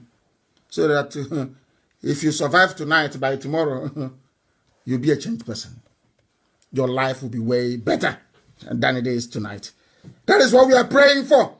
And that's exactly what we are going to get. I want somebody to, there's something called the psychology of black. Something called the psychology of black. I want somebody to Google it. The color psychology of black. The color psychology of black. Hey, Zoo is in trouble. We are dealing with Nigeria. The color psychology of black. Oh, dear me. Unbelievable. Unbelievable. Unbelievable. Unbelievable. Black is often used as a symbol of menace or evil. Black is for death and mourning. So when Boko Haram are killing you, you're just fulfilling what the whole world, because you are the name that you answer. How many people come out today to answer Jezebel? A simple example. How many people will name their daughter as Jezebel? I'm asking you a simple question. Will you name your daughter Jezebel? No. But you call yourselves Nigerians nigger. A condemned word. A name that doesn't resonate. Very, very sad indeed. Very, very sad. Of course, Facebook, they are doing their job now. I thought they went to sleep before. They are now doing their job. They are now doing their job because the whole world is listening. The whole world is listening. And because white people radiate light, that is why we answer the light of God. You need light to be able to see. If you're in darkness, pitch black, you cannot see. And that is what is happening in Nigeria. People cannot see. They cannot see. They're blind. And here we make you try to see the light. Very, very important. One of the greatest rulers in the history of Belgium is King Leopold II. King Leopold. He went to do a lot of job for them in Congo. And to an extent, I think he may have succeeded in Congo, colonized the place. But today, they are pulling his statues down in Antwerp, in Bruges. Everywhere they find his statue, they're taking it down. His family is still ruling. I want to let you understand how white people reason. I said the family of Leopold is still ruling, is a royal family that's still ruling Belgium till today. Should I say, his great-great-grandchildren are in charge. No, not great-great. His grandchildren are in charge of Belgium. King Leopold. Yet, white Belgians went and destroyed his statues because they have conscience. Something that blacks don't have. Something the Yoruba race don't have and may never have in their entire existence on this earth. It takes courage and conviction to have the presence of mind to confront evil. Nobody has been able to tell me why a nation of 70 million people, because of 8 years of political power, will sit idly by and impunity will be happening on a daily basis. Nobody can tell me why. In Belgium, despite their colorful history, despite the fact that the grandchildren of this man are sitting on the throne of Belgium, ordinary white people went out and destroyed the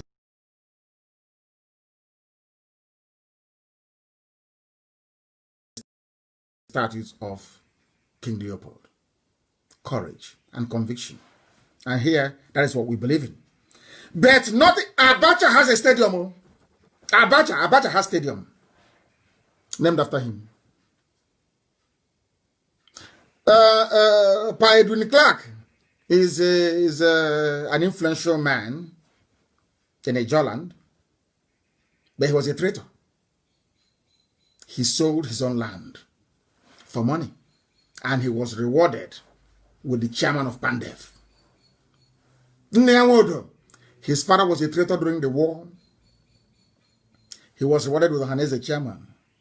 Are you surprised? That is why they're killing us. They cannot talk. They can't speak. Can't you see? And I will analyze his letter later on. Here, I have it here. The letter he wrote to the 30-year-old boy.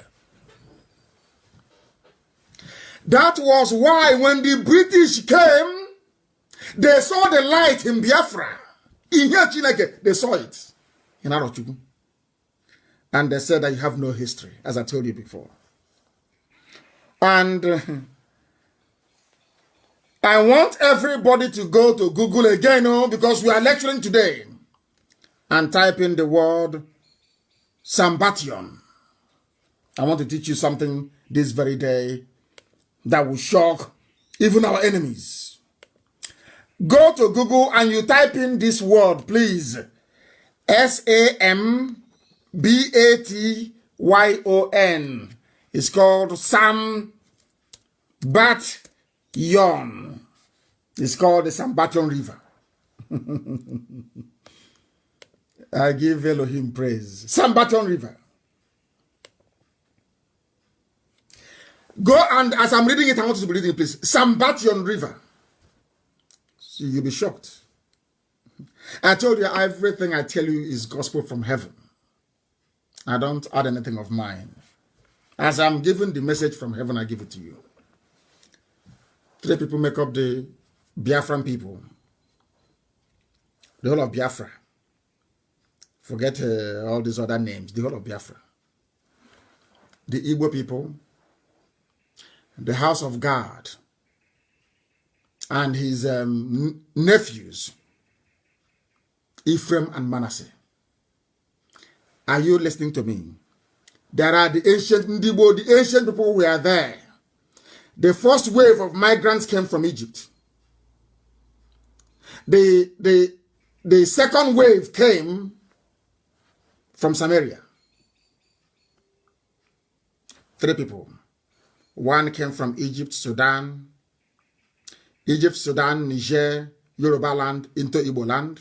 First wave, the house of God.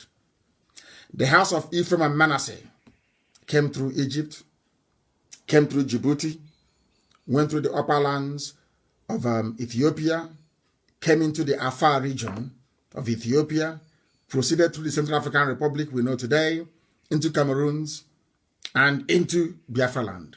The third and the final wave that came. 3 people make up the land of Biafra. 3. And when I say that Biafrans are Israelites or Hebrew, not all of it. I've told you this before, so there'll be no confusion. I want you to go and type in Sambation. Some spell it Sambation. S for sugar, A for apple, M for mother, B for Bravo, A for apple, T for tango, I for India, O for Oscar, and N for November. You can find it, Sambation. I read it. Oh, dear me. In the earliest literature, where do I begin? What is Sambation? It is the mythical river. It is the mythical river.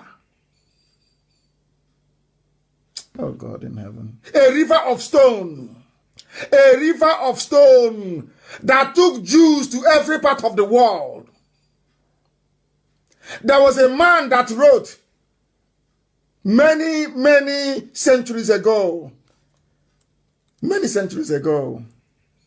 Unbelievable. This is shocking. Shocking. I'm telling you.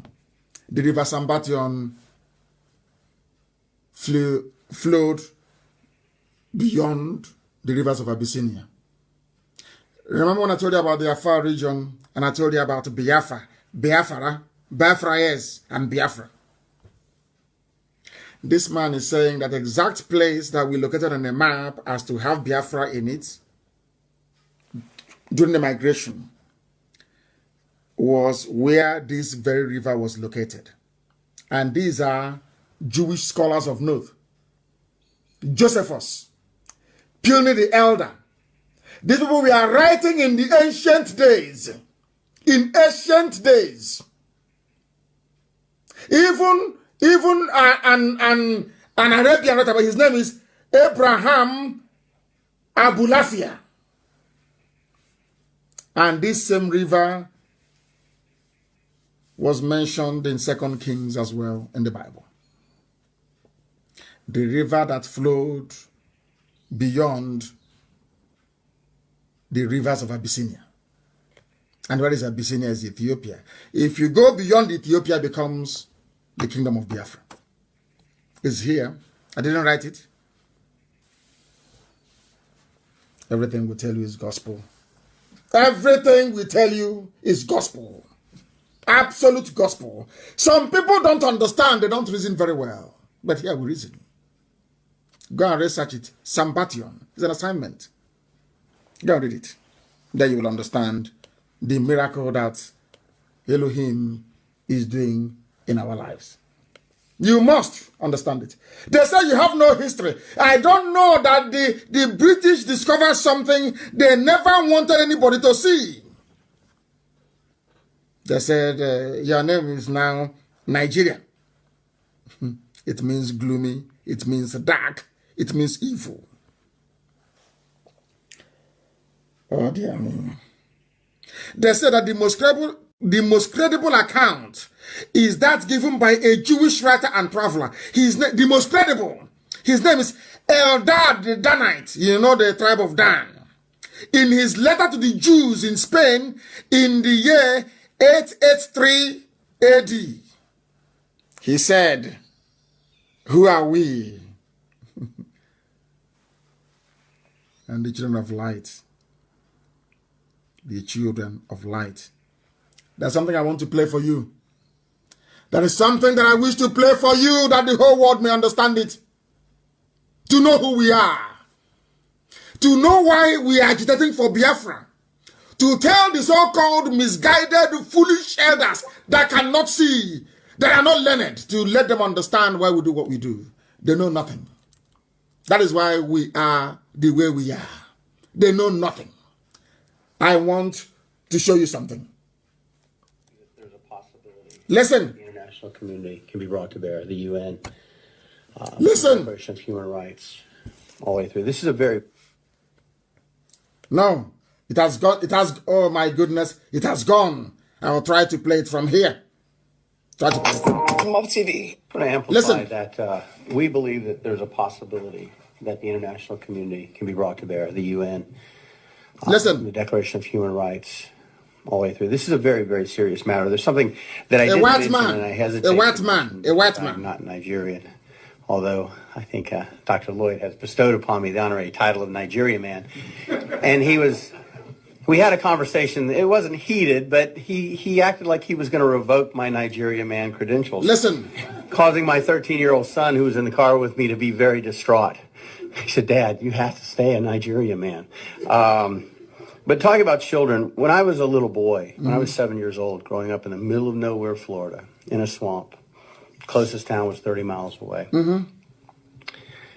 The first thing that happened in the world that brought to bear to me that maybe things weren't always right, maybe things weren't always good, wasn't the Vietnam War. Vietnam War? I was in the South. It was correct and just, and we were the warriors.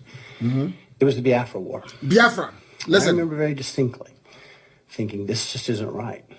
This isn't right. The British, this is a you great hear it people. now. It is a great nation. It's a great nation. Biafra. Country.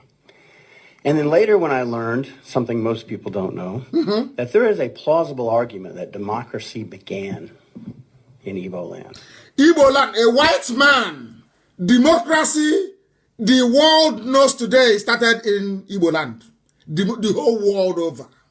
A white man, an American doing his research. I don't know who has this clip, and I want to post it on my page. Democracy started where in Igbo land? Now, do you see the reason why I tell you that we are the oldest people on this earth? And if you don't have the grace of God, you cannot write. You cannot read and write. A white man doing research in America. This is why CNN will not carry our news. If you're wondering why BBC won't carry it, this is it. Because the white man understands what Biafra means. Blacks in Africa don't know. They don't know the purpose of God in their lives. They have no idea. You see, the Yoruba see Biafra as something there to be fought. Let's fight it. They are fighting Biafra out of ignorance. This man did his research and said what our ancestors were able to do 5,000 years ago. Now, today, we cannot do it. The first written constitution in the whole world, Igbo land. The first organized government in the world, Igbo land.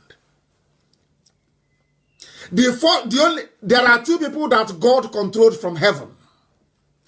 The Israelites and those that he sent to Biafra land. Only two. The Israelites revolted and said, give us a king so we can be like all. And Chukwukabiyama gave them Saul. Do you know the funniest thing? The Igbo race never asked for a king. Instead, they named their children Chibueze, that God is king. That is why if you come out in Biafra land in those days, I say Igbo land as an example because they're the ones maintaining it.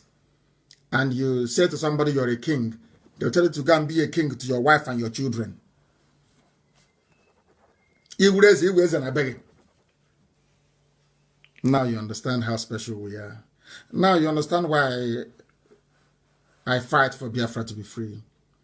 And I want my Yoruba brethren to understand, once Biafra is free, you're also very free. You'll be very, very rich. I assure you. Because it's a blessing from God in heaven, not man. And this is what the British never wanted you to know. They don't want you to know this, never. Because they want us to be saying it.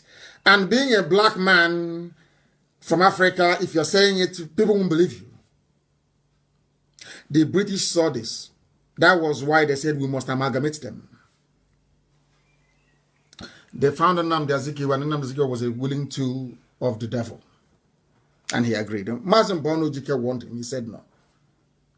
I'll play it again so you hear how special you are. I want you to understand how special. Some of you don't know why we fight for Biafra. This is the reason why. We are the oldest of the oldest, the very ancient people. When I tell you that Igbo language is what they speak in heaven, you're doubting me. That is what they speak in heaven. The angels address God Almighty in Igbo language. This is the reason why the oldest civilization on this earth is in Igbo land, the center of the whole world. Let's listen to this man once again. I'm excited about it. Right. Listen. This is a great people. This is a great nation. Great nation. There was a country. That was a country. And then later when I learned something most people don't know. Most people don't know this. There is a plausible argument that democracy began in Igbo land. Democracy. The very first written constitution on this planet was written by the Igbo people. The Igbo people wrote the first constitution. But Europeans don't want the world to know. Because they are wondering, if that is the case, why did God put people in Africa? That's so backwards. And I'm saying to them, God sent us to Africa to bring light into Africa. That's our job. In here, Chineke. In our villages. In here, which means light. It's in Anambra. It's everywhere you go to. Do you now see who we are?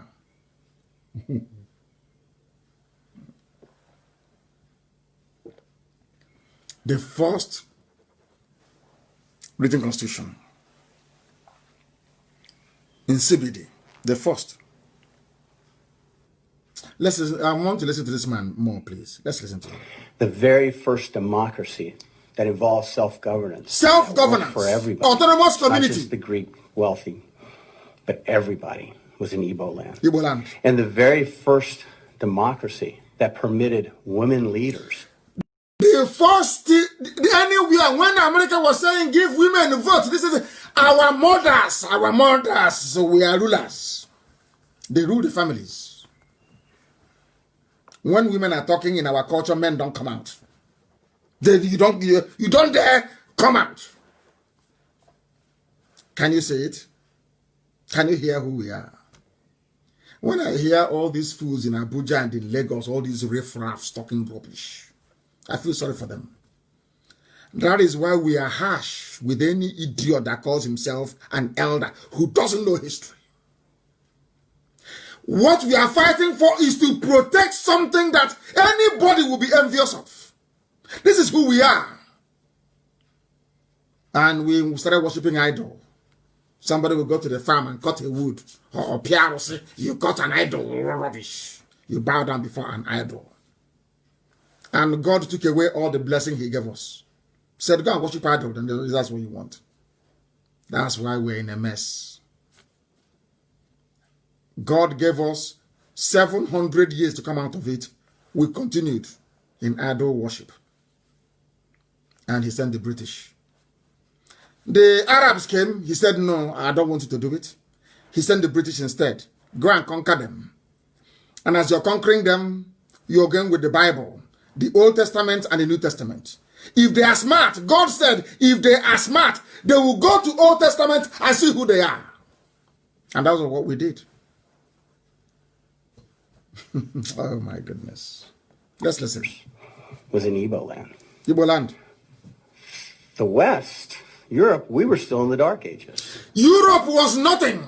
You see all these white men building aeroplane and going to the moon, they were nothing. When Biafra land was bubbling, when the kingdom of Biafra was at its peak with God Almighty in heaven as the king, Europe was nowhere. They were in the Stone Ages. They were nothing.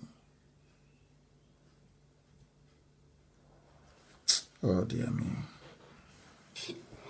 And yet the Igbo had figured out a way to have a just and meaningful government and a just and meaningful society and due process and fairness. And to this day, you see a great... Listen, due process and fairness. These things are weaved into our idioms we have, our proverbs. This is a white man teaching you who you are. Fairness. Which is the foundation of our constitution. Fairness. I want the world to hear this. Biafra means fairness. You can never cheat anybody and get away with it. Never. In Biafra land. Oh God in heaven.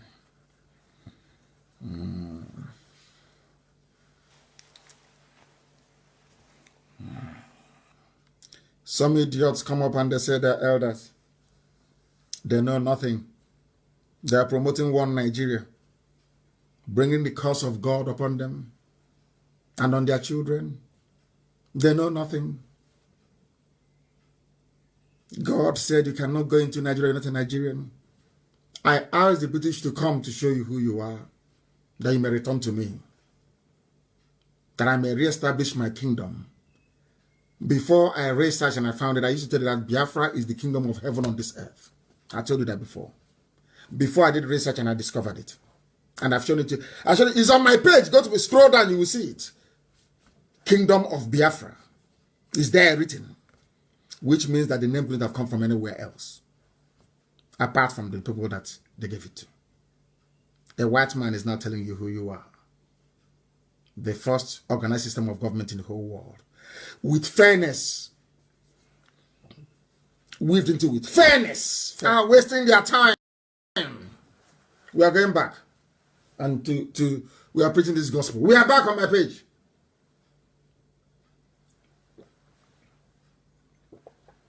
I know they kick me out. It's normal. That's what they do. They will kick me out. But I'm not perturbed. I am not disturbed. They are mad. Do they think they can stop us? Of course not. Of course not. People are coming back as usual. They are streaming back. Everywhere in the zoo is quiet. It's like there's been an atomic bomb explosion. People are now reasoning properly. We are the oldest of the oldest. Ndibo. People, there are some Igbo people that don't even know the meaning of the word Igbo. They have no idea. Some say it's Hebrew. Some say it's a corruption of Hebrew. Rubbish. Ndibo, ancient people. The very first people on the face of this very earth. Now we have rediscovered the mercy of Elohim upon our lives. That is why he gave us extraordinary knowledge. What we know, nobody else knows it. Extraordinary knowledge. Extraordinary knowledge. They are wasting their time. Facebook, you're wasting your time. People are listening via a whole host of platforms. You're wasting your time. Do you know who we are? The light of God on this earth is Biafra. And that is what Janja would want to extinguish. That is what Yoruba is delaying. The light of God. The light of God. In Africa. Without Biafra, Africa can never be developed. Britain knew this and killed 5 million people with the help of Gowan and Awolowo. Fellow blacks, they killed 5 million Biafrans to stop the light of God from shining in Africa. Ancient people. Very many Igbo leaders. Listen. So it is my honor to have been able to work with the Igbo community. We are contemplating preparing an appeal to the United States Supreme Court. I don't want to go there before they gonna start bribing them. That our people there, they are going to the U.S. Supreme Court. A lot of things are happening. I cannot tell you live on air before our enemies will start sabotaging and blackmailing that very effort. I commend everybody who is involved in that very project. I commend all of you from the bottom of my heart. I commend all of you. Biafra will put an end to the demonic, racist construct you have in Africa. Also, Biafra will put a lie to the categorization of Africans as niggers. Did you see why I told you that the name Nigeria will go? It can't stay. It means black. It means evil. It means something awful. It means dark. It means gloomy. It means repression. Who wants to look at that? Is your green, white, green flag still there? Or have some of you jumped through the window due to envy? Have you? Or are you still listening? Because we are dumb in the zoo called Nigeria. Zimbabwe was named Southern Rhodesia. Zambia was named Northern Rhodesia. Malawi was called the Federation of Rhodesia and Nyasaland. They all changed their names, but you're answering zoo. Nigeria, Nigeria, black, and an absurdity. They changed their names. Who gave them this name? The British. That's what they do. The first thing to do in life is to go and take away your name, who you are. Like those that go to Roman Catholic Church, they ask you to choose a baptismal name, either Isabella or Catherine. You're telling the children of God. Somebody answering Ogechi, Onyinyechi, Machuku. Hey! Oh dear. You ask her to change her name to Isabella. That has no meaning. In the name of religion. Somebody is answering Ihechi, the light of God. And you're asking him to answer Donatus or Bonaventure. Hi. Ignorance is a disease. But we are here to change all of that. Do you see how many demons we are fighting? Do you see how many demons we are fighting? And we are winning. Because it's Elohim that is going before us. There are some cardinal rules, and it's very simple. It's in Exodus. It is called the 10 Commandments of God and of heaven. 10 Commandments. The guy in which also for I am a jealous God. He said so. Thou shalt have no other God before me. None whatsoever. Forever and ever. Because our God changeth not. The same today, tomorrow, and forevermore. You will not bow down before any image. So says the Lord of hosts. No image. No image whatsoever. No matter. No image. Because I don't want to share my glory with anything. I am God. I don't share my glory with anything. Thou shalt not take my name in vain. Remember the Shabbat and keep it holy. Honor thy father and thy mother.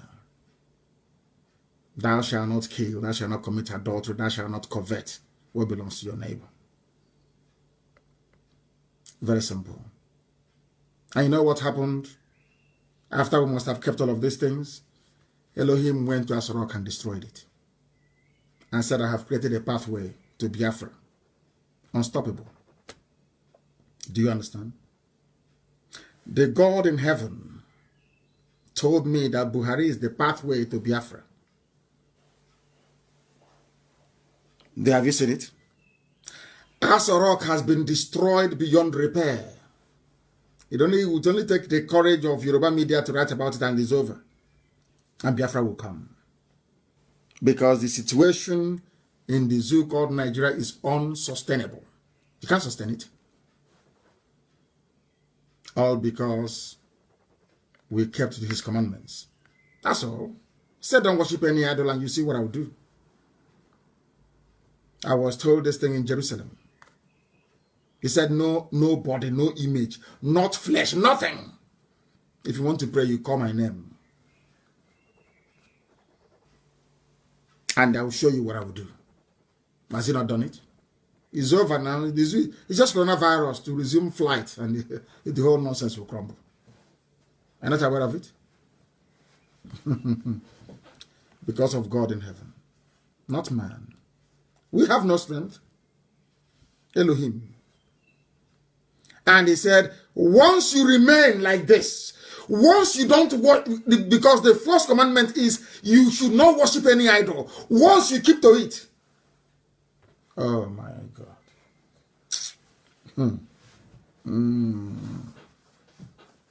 They understand. We have defeated darkness. Nigeria means Niger. It means darkness. It means an area of darkness. When you go to, oh, darkness, flee. Oh, darkness, darkness, no, flee. I'm saying to Nigeria to flee. The name of Nigeria is darkness. That is the literal meaning of it. It's darkness. Now you understand. When we call it a zoo, you don't understand. Now you know. Your pastors won't teach you these things in your Pentecostal churches. They can't teach you. They don't want you to learn anything. The other ones are busy cleansing our brain, telling us rubbish. When civilization started from Biafra land, the first organized governmental structure in the whole world started from Biafra land. That is why everybody is envious of who we are. They are just like IPob and like my good self. But unlike other people, you know, I enjoy envy. I love when you're envious of what IPob has achieved. I love it so much. I love to know that Osukos won't be sorry. I love it. Because you can't stop us.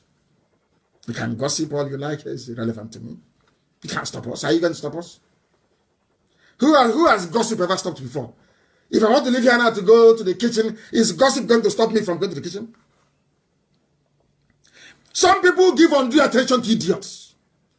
I'm saying you are gossiping. Will it stop me from going to US after COVID-19 lockdown has been lifted? Some people, I don't know. I now come to the issue of Niger Delta. I want to show you how stupidity works in the zoo called Nigeria. An open letter to President Muhammadu Buhari, but the man writing the letter knows that Buhari is not there. Do you see the hypocrisy of the so-called elders?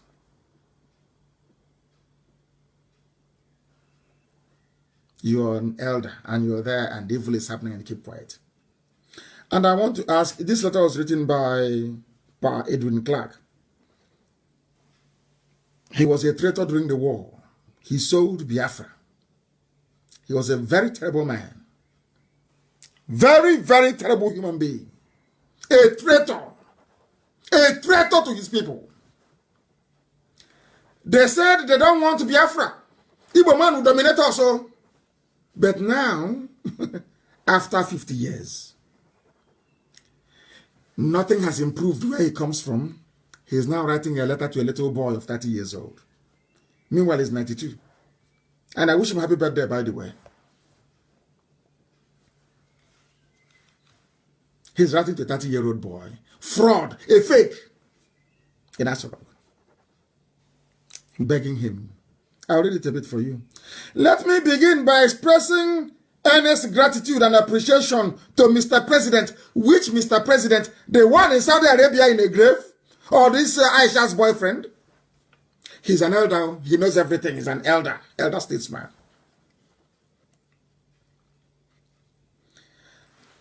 I thank you for congratulating me on my 92nd birthday. Sorry, he's now 93, sorry.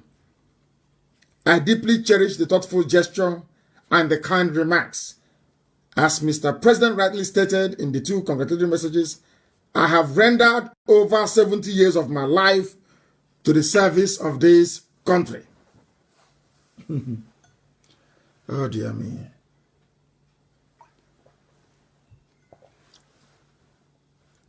He has rendered services to Nigeria, his country.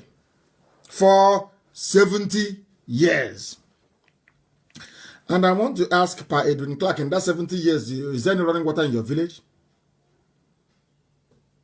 Any hospitals? You rendered service. I want to find out what service you rendered for 70 years. Let's face it. Okay, sorry, I understand, sir.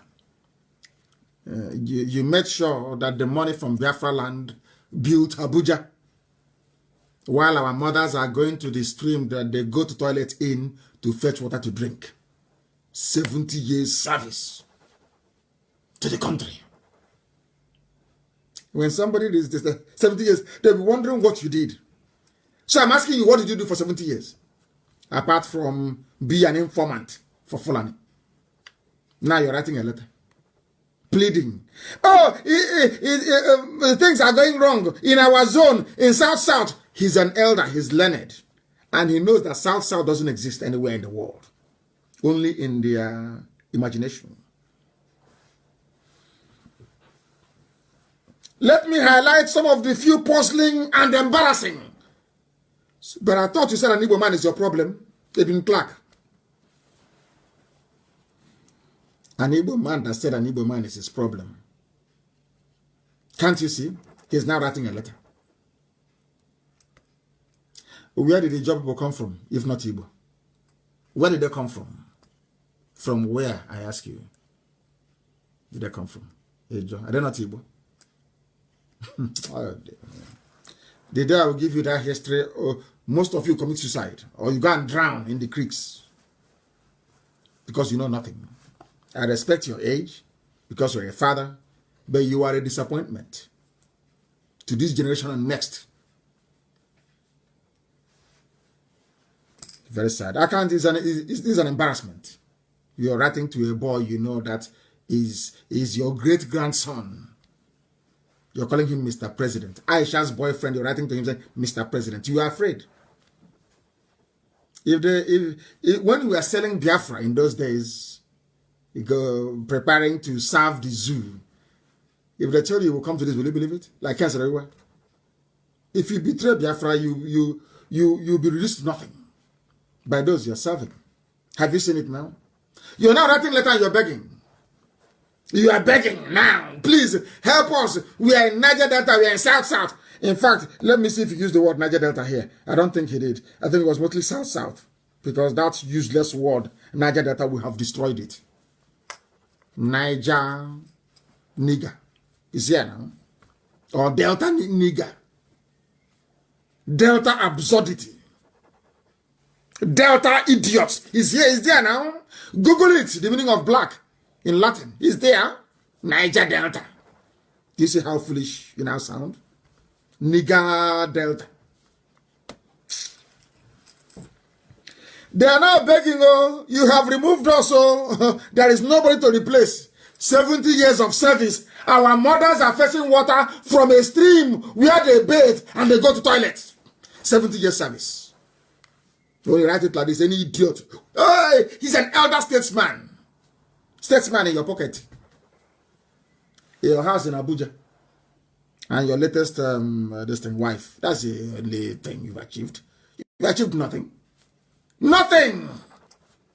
An empty, vacuous life filled with betrayal and treachery.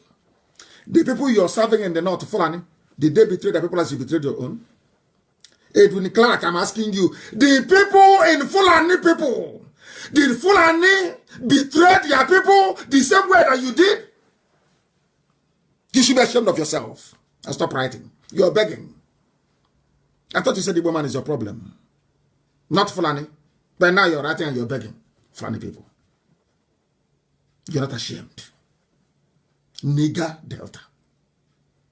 A Delta of absurdity.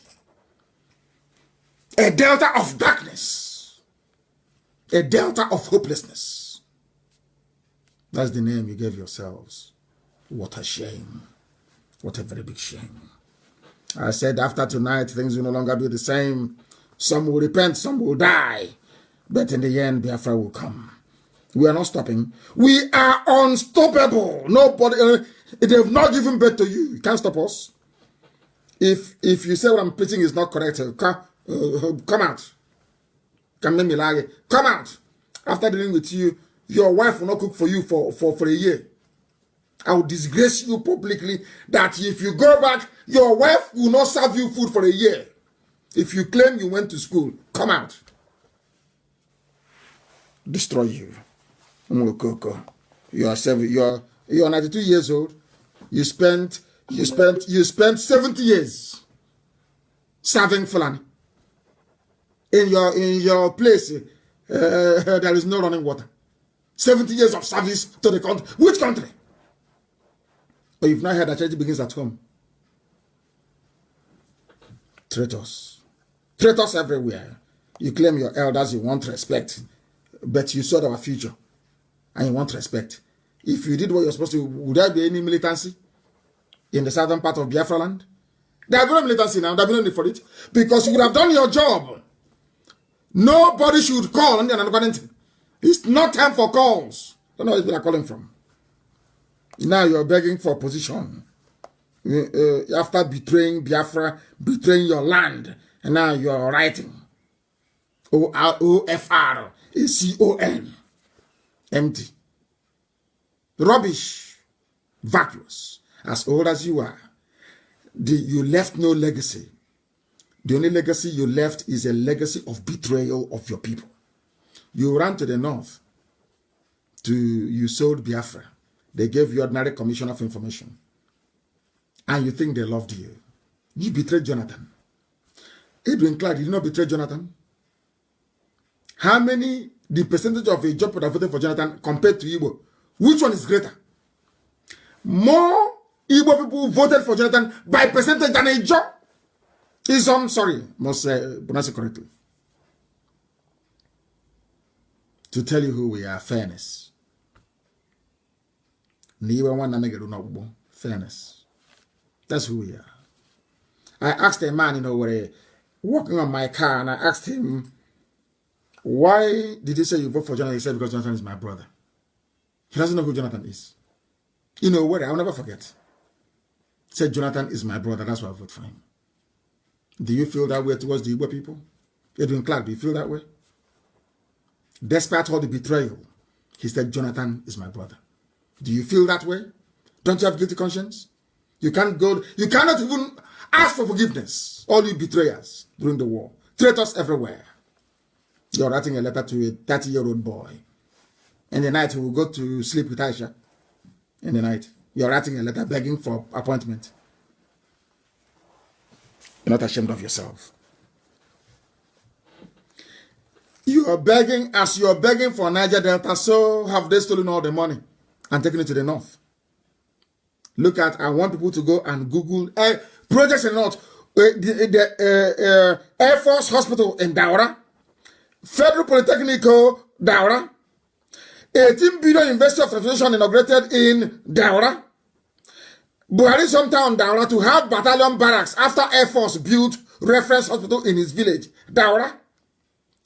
Katsina refinery ready in 2021. Edwin Clark, do you see how people behave? Although Buhari is dead, they are doing everything in Daura in his name. What did you do for your people? Elder statesman. Oh, you're insulting an elder. What have you done for your people, Edwin Clark? Let me repeat what they have done since you betrayed Jonathan in 2015. Because you're a serial betrayer. You are a traitor to your people. You are a traitor to your people. And I pray that God will keep you alive to see Biafra because you are an evil man. You are an evil man. You represent a constituency within Izon that is poisonous. A very poisonous, full and a controlled constituency. My happiness is that you people are in the minority. You are in the minority. You are. If there is a place beside in Izon now, 99.9% will vote for Biafra. I said 99.9 because they know who you traitors are. Because you appear on TV, because you write for newspapers, people don't know who you people are. But we know you. Let me remind you, the little boy that you're writing to, please help us now. Peter Sad is no longer there. You removed him. Let me remind you what they did in Daura. People that have brain Unlike you're an elder, you claim 70. Let me, okay. They've been there now for less than 6 years. Let me tell you what they have done. You've been serving the zoo for 70 years with nothing. Let me tell you what they have done in 6 years. Listen carefully. Air Force Base, Hospital, Daura. Federal Polytechnico, Daura. 18 billion, University, Daura. Air Force Barracks, Daura. Katsina Refinery, Daura, ready in 2021. Rail line from Kanu to Daura, only 6 years. You are 70 years and you are begging, writing letter. I'm begging you now. We are South. Please give us one position, at least. The person you are begging, I'm reading out for you what they have done in their village. NDE trains 1,000 women in Katsina. Federal government constructs transmission station in Daura. Federal government approves 2 billion for building of Food Mass Medical School in Daura. Do you want more? 70 years of service.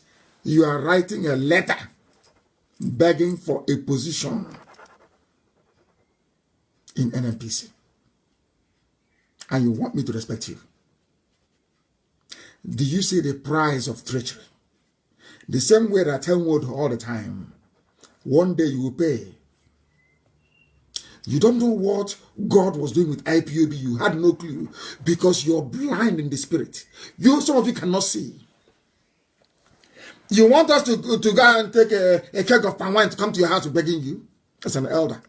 When we started, something, if you are honest, something should have told you that these people mean well for everybody. But because of treachery and betrayal which runs in your blood, you betrayed IPob.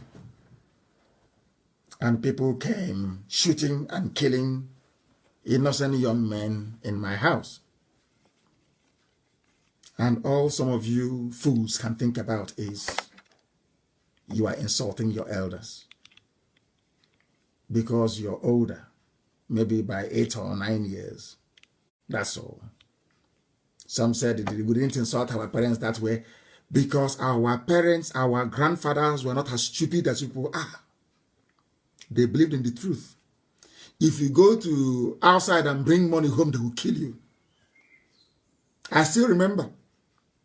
If your mother finds you with money, you are finished.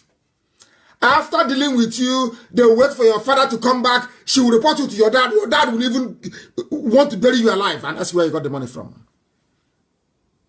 Your children are the ones now going and stealing and defrauding people to be rich. And you welcome them. You give them chieftaincy title. And you want God to bless you. You must be insane. And you claim you are an elder. You brought Fulani to come and kill your people. You and Ike Premada, you went. And some idiots, Ike Premada, after, that is how that black people are. After stealing the money meant for road construction, somebody will say, hey, he's our leader, excellency, excellency. Because you are black, you cannot reason very well. That is the truth. That's what I'm here to tell you.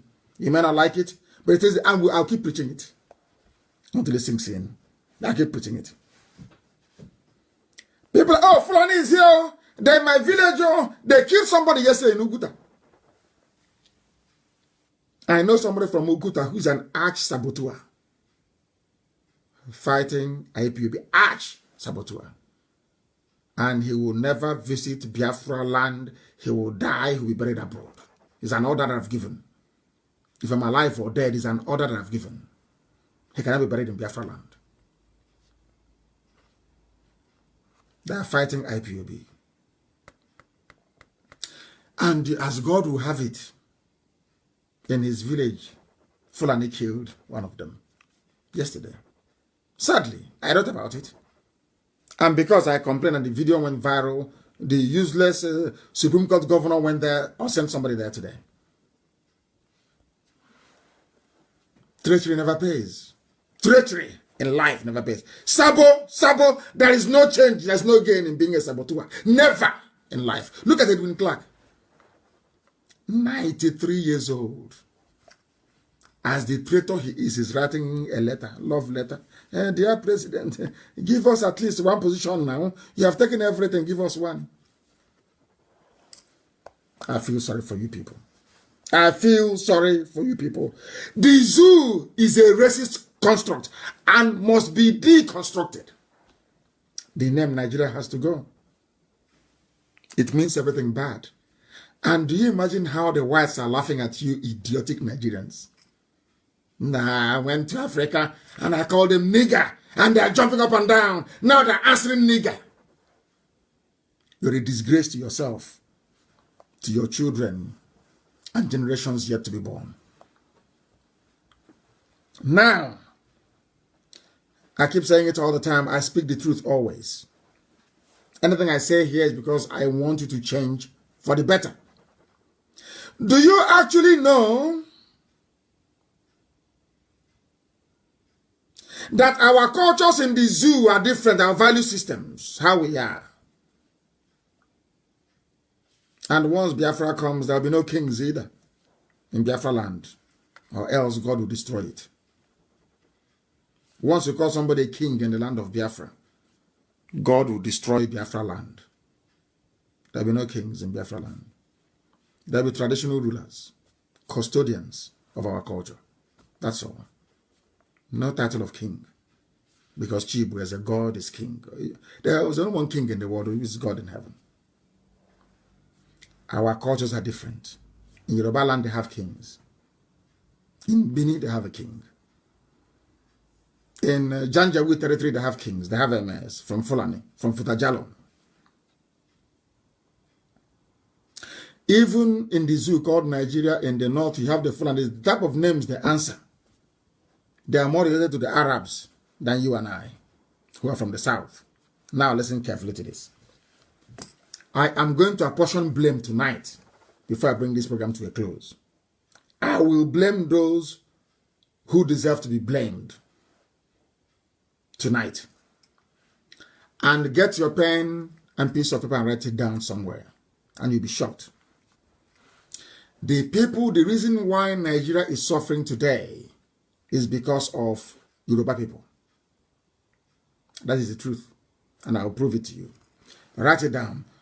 Yoruba politicians, their media, hey, their commentators, the so-called intellectuals, they are the reason why Nigeria is in a mess. Number one reason, or number one proof. Do you see what is happening today with Osibajo? It has happened before. And Google it. The name of the man is Brigadier Ogundipe. O-G-U-N-D-I-P-E. Brigadier Ogundipe. Google it. He should have replaced Ironsi. The same Fulani people pointed a gun at him. And he left, accepted to be a diplomat. They shipped him to England. Number one. Osibajo is now missing. Osibajo is missing. Number two, again, no. Are Yorubas asking after him? No. They are afraid of the Fulani. Yoruba is afraid of the Fulani. They are terrified. They are scared. It's only one or two or three people. This young man, Maigu, that is, I pray there are people like him who come up. That's the ones I'm waiting for. No, I have not said anything. They are the ones I'm waiting for. Then there will be a proper Oduduwa and Biafra alliance. Not the field right now is empty. There is nobody there. What you have are charlatans, cowards to the core. Listen, Osibajo is missing like Ogundipe. They're not asking after him. Another Yoruba man, Gowon, Awolowo, walked with Gowon, killed 5 million Biafrans. Now listen to what Awolowo did. Why Yoruba is the problem of Nigeria. Listen carefully, please. Why, if you don't have light tonight, you blame the Yoruba. They are the problem. I have proof now. Ogundigbe number 1. Awolowo worked with Gowon. Awolowo killed 5 million Biafrans through hunger and starvation and direct violence. He wasn't happy. Awolowo was not happy. He wasn't happy. Awolowo went further to take our money. But funny enough, they did not take the money belonging to the father of Nnyamwodo by his own admission. Every family suffered after the war. They took all our money. But in Nwodo's family, their money was intact. Show you that they are saboteurs. That's how you know Sabo now. When I said it before, they didn't believe me. From his own mouth. Their own money was still in the bank. But everybody's money was taken. Why did they not take his money? Because his family are known saboteurs. Those of you that call yourself elders, open your ears and listen carefully. The fact that you're old doesn't mean you have common sense. Doesn't mean that. And then we'll go, okay, you believe it. Somebody can be old and foolish. You see this generation. We will not forgive you people. You are a disgrace and a disappointment for 50 years. For 50 good years. You waited for your children, no, your grandchildren, to come and fight this very battle for you. And even now we're fighting it, common help you cannot offer. How wicked are you people? You claim you're elder. Bring me palm wine. Bring me hot drink. Listen, Yoruba, listen carefully. Yoruba, Awolowo killed 5 million Biafrans. None of you were remorseful. At the end of the war, Yorubas were jumping up and down and dancing in Lagos. That Biafra had been defeated for no reason. We are not at war with them. We don't hate them. The same Yorubas drove Azikiwe away from Lagos, destroying the so-called one Nigeria. It was Awolowo that did it. Yoruba man. Whereas a Fulani man served in Enugu 2 times as mayor. Nobody drove him away. It was Awolowo that drove away Zik. And Zik won. They brought tribalism and they drove Zik away. They pursued him. And he left. And he returned to come and remove Eyoeta. And the same Yorubas went to Eyoeta and said to him that Igbos are domineering. But when they chased Zik away from Ibadan, they were not domineering. No. It was only when Zik came back and took his position from Eyoeta that they started complaining. Because Yoruba wants the destruction of an Igbo man. For a Yoruba man, the destruction of an Igbo man is the highest achievement of his life. Fulani can get away with murder. For a Yoruba man to kill, to have an Igbo man beneath him is the highest achievement in life. People won't tell you this, I'll tell you. I'm Nnamdi Kanu. I tell you what you don't want to hear. This is the truth. Go back and think tonight. By tomorrow morning, you thank me. I'm not saying it that hatred may reign. I'm saying it that you may change for your own good. Because Fulanis are coming for you. Now, listen very carefully. After what Awolowo did, Obasanjo came. Obasanjo, a Yoruba man, handed power over to a Fulani man. And you know the funniest thing? Obasanjo did not vote for UPA. He never voted for his own brother, Awolowo. That was why they didn't vote for him either in 1999. We continue. Yoruba. After that debacle, then Shoneko came in. Shoneko is a Yoruba man. Shoneko took power or legitimized the stealing of Abiola's mandate. This June 12th, you're jumping up and down. A Yoruba man, Shoneko betrayed his own brother. I hope it's very clear now. Now, we must continue. After that, when it was the turn of the Yorubas because of what happened to Abiola, They call their favorite pet, Obasanjo, come, take it. It's you we trust. And when Obasanjo finished, he handed that same power back to the Fulanis in Yaradua. Good. After Obasanjo left, Jonathan came. Jonathan is a Biafran.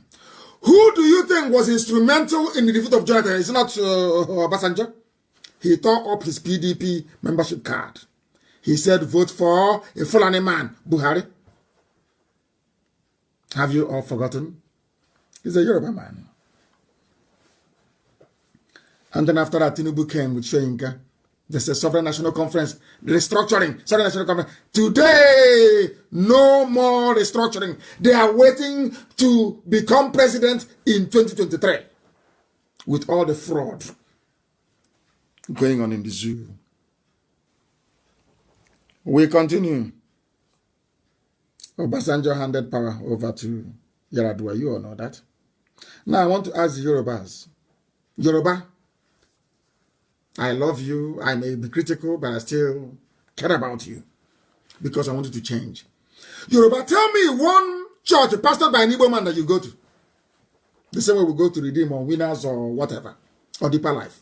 I say name one Igbo church that Yorubas attend, or Yorubas make up 20% of the congregation. None.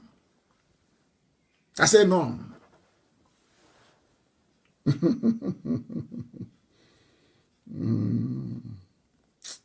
Where do I start and where do I finish? Which business run by a Biafran have the Yorubas ever invested in? The answer is none. And the Yorubas since 1960. Have the Yorubas ever voted for an Igbo man before? A Biafran? Even Jonathan, did you vote for him? I will ask Yoruba again. Have you ever voted for an Igbo man before since 1960? Yoruba? Simple question. But Igbos voted for Abiola, didn't they? The same was they voted for Obasanjo 2 times. Even against Ekweme in the primaries. I want to ask Yoruba, have you ever voted? I want to prove to you that what I'm saying is not born out of malice. I want to prove it to you. That your hatred for an Igbo man is unreasonable, is unfounded. It shouldn't happen in the first place.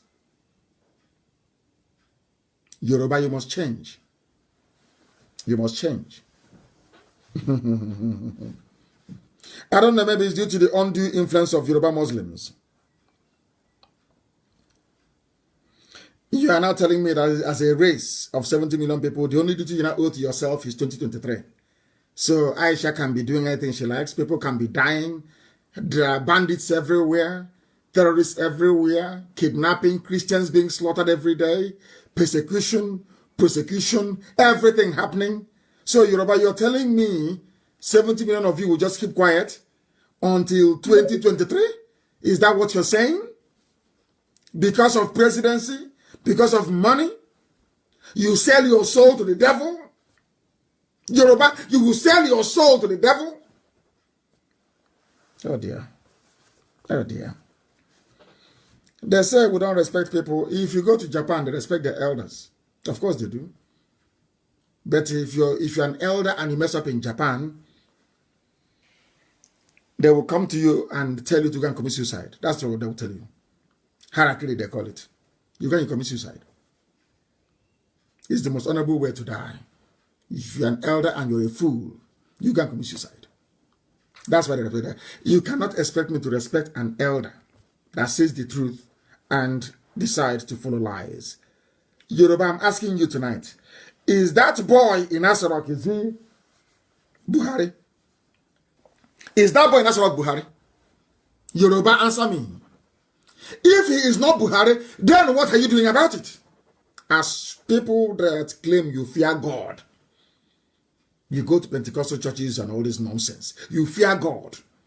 Why are you people being so deceptive? Why this fraudulent nature you have to hide the truth? Because if we expose what is happening in Asarok, the world will give IPob and Nnamdi Kanu the credit. That's all. And you're a black man. and you're fighting against racism. You claim you want Nigeria to progress. Everyone should be in Nigeria. But look at the way you're behaving. This level of envy that you have, is it normal? This envy, this level of envy, is it normal for a human being? That the downfall of a race is all you exist for. Forget about who takes the credit. Go and tell the world, Yoruba newspapers, that Asorok is empty, so that your brother can go and take over. Tell the whole world, because people are dying. Your silence is killing people. Because of you, Mietiala is running rampage, because you have failed to acknowledge and to speak the truth. That is the fact of life. I wish young radical Yorubas can emerge. That's my prayer every day. People we can work with. Because this crop of people you have now, God forbid. God forbid. God forbid. They said the Nigeria is too weak to break, according to Governor Sulo Lamido, because the Yoruba media have allowed it to be that way. But there's something the man said which is correct. There is a confederation of corrupt criminals called politicians.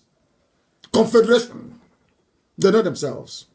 Do you think Ike Kremada wants Biafra to come? With all the money he has stolen, where is he going to steal money from them? If Biafra comes, which contract is he going to hijack? Which one? So you can never expect them to be part of what we are doing. Never. You don't expect Emeka Anyoku to be part of Biafra when he has Orient Oil making money. He lives in Lagos. He's enjoying Orient Oil money. He'll be thinking, being an Igbo man, he'll be thinking, hey, if I support Biafra now and Biafra comes, I will lose my oil field in Umweri and Aguleri. That's all. He's in Lagos, Fulani are killing his people, He doesn't care. He has interest in Orient Oil. That's what matters to him. And he's an elder statesman. Only in Africa, an elder statesman who is worse than Lucifer. The likes of Edwin Clark. There is something they're bringing now with side reporters, this nonsense game. Oh, that Buhari is sick, there's a telephone conversation, Buhari is sick. Do you think you're dealing with children? If it is time to announce to the world that Buhari is no more, you tell us straight, not all this game, telephone conversation between Haruna and Idris, that is rubbish.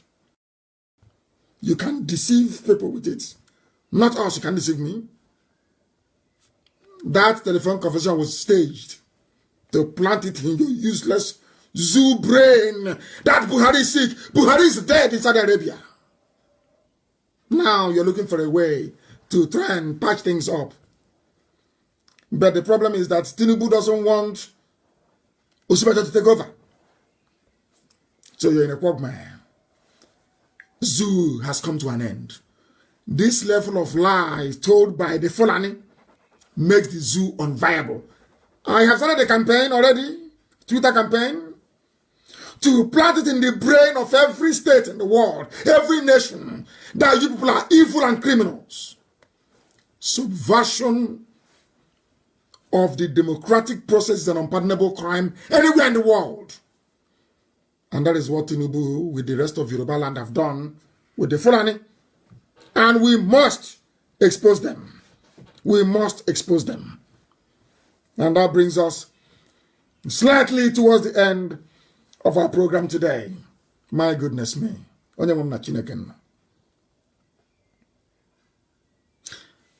Because we are going to mount a very sustained campaign in the media, because you cannot trust Yoruba media. Some of you ask me, but we have not seen you in CNN. Do you know why we are not in CNN? Yoruba are the ones causing it. How? Because Bukola Adebayo is the CNN correspondent for the southern part of Nigeria. Bukola Adebayo. He will never write about Biafra. Bukola Adebayo, he's the CNN correspondent. He will never write about Biafra. These are the people that Satan is using to suppress this march to freedom. So don't blame CNN. It's Yoruba. Yoruba is causing it. Their hatred for an Igbo man is you cannot understand it. Why? I have no idea. Yoruba came to this life just to hate an Igbo man. That's their job. That is their job. Those of you asking us, why can CNN never carry our news concerning Yoruba is the problem. Yoruba is the problem. I don't know why. And our people in Nollywood, they could have used Nollywood movies to promote what we are doing. They're busy talking rubbish. Nonsense. Rubbish talking jazz. Yoruba is using their media. Yoruba use their media to get all of you to be attending Deeper Life Church, Winners Chapel, Redeem. They use their media to tell you that they're all doing miracles. Oh, these are former Muslims. Former Muslims, they saw money in Christianity and they came to Christianity. It's the truth. Our own, the little Nollywood we control, is ever talking now. They demonize our own culture. Something that we are not. All the fetishness, all the rubbish. Promote your people. If you cannot write the script, there are those who can write it. Promote your people. They cannot do it. We're talking jazz every day. Talking about one Nigeria. Mad people. I heard my voice has broken. As I knew it would.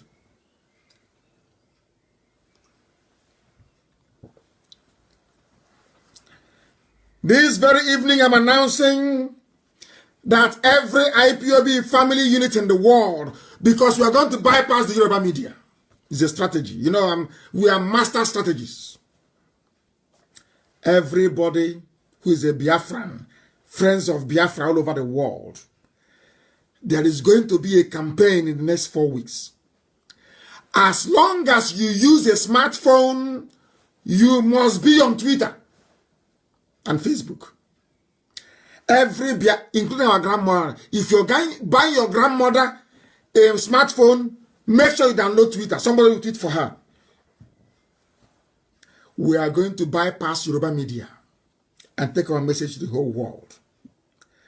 Anything I ask you to do, please do it. We are going to appoint a media officer attached to every family unit in the whole world. And I will also appoint somebody in the DOS to be responsible for the work that people are doing. Their job is, anywhere a Biafran owns a smartphone in the world, you download Twitter for them. They must follow me, and you must follow each other. Very, very important. And then you see how we collapse the zoo with relative ease. That time, Yoruba media becomes impotent. They can no longer stop us. We are now going to take our news to the whole world. Me just writing it is not enough. We need critical mass. I am telling you that Twitter is even more potent than Facebook. Facebook is for gossiping. Where we fight, I love the fight anyway. Because if I don't have any enemy, I'm not very happy. I love enemies. The more they are, the better for me. That is why we are at the top of our game. That is the trick. The reason why IPob is preeminent is because we love fighting. Bring it on, we'll fight. Even when things are very normal, everybody is loving each other. I put trouble in. I love trouble. Because without trouble, you become complacent. I'm telling you the truth. So we must have Twitter. Everybody must be on Twitter. Everybody. Once your phone is a smartphone, you must be on Twitter. That is how we defeat this zoo. Especially those in America.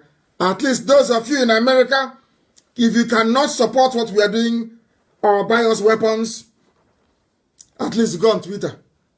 It's free. In America, it's free. Go on Twitter, please. Do something. America, let shame catch you. Try and do something. At least go on Twitter. That's the least you can do. That's the least you can do. And this very day as well, I must clarify the hierarchy, or should I say our structure in IPob, very, very important, so we understand. IPob starts from a family meeting, a small unit. And from these units, we get zones. Every 4 units can then form a zone. Or as the case may be, when it's too much, we can now have, say, 10 units can then form a zone. Where there is only 1 unit, it continues to operate as a unit and can never be referred to as a zone. A zone is more than 4 units together. That was what makes up a zone. So a unit is headed by a unit coordinator. A zone is headed by a zonal coordinator. And then in Biafra land, we have the LGAs, we have the senatorial. But for countries like the UK that operate a parliamentary system, we have the regions. We have the national coordinators overseeing the nations, and we have our continental reps overseeing the continent. We have our DOS, and then we have the office of the deputy leader, and then you have my humble self. That is how IPob is structured. So if you're in the USA, you either belong to a unit, a zone, a state, or not all. That is how it should be anyway. You must belong to a unit to belong to a zone. You must belong to a zone to belong to a state. You must belong to a state to belong to be part of the family all across the USA.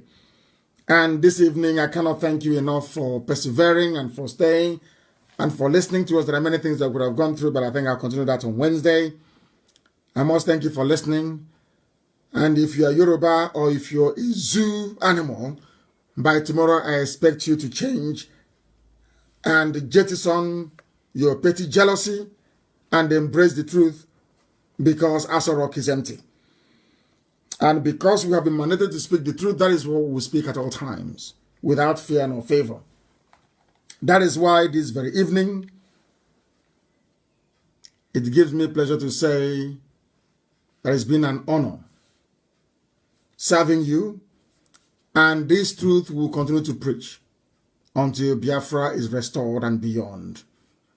I thank you all very much for listening, and from me, from here, it is good evening.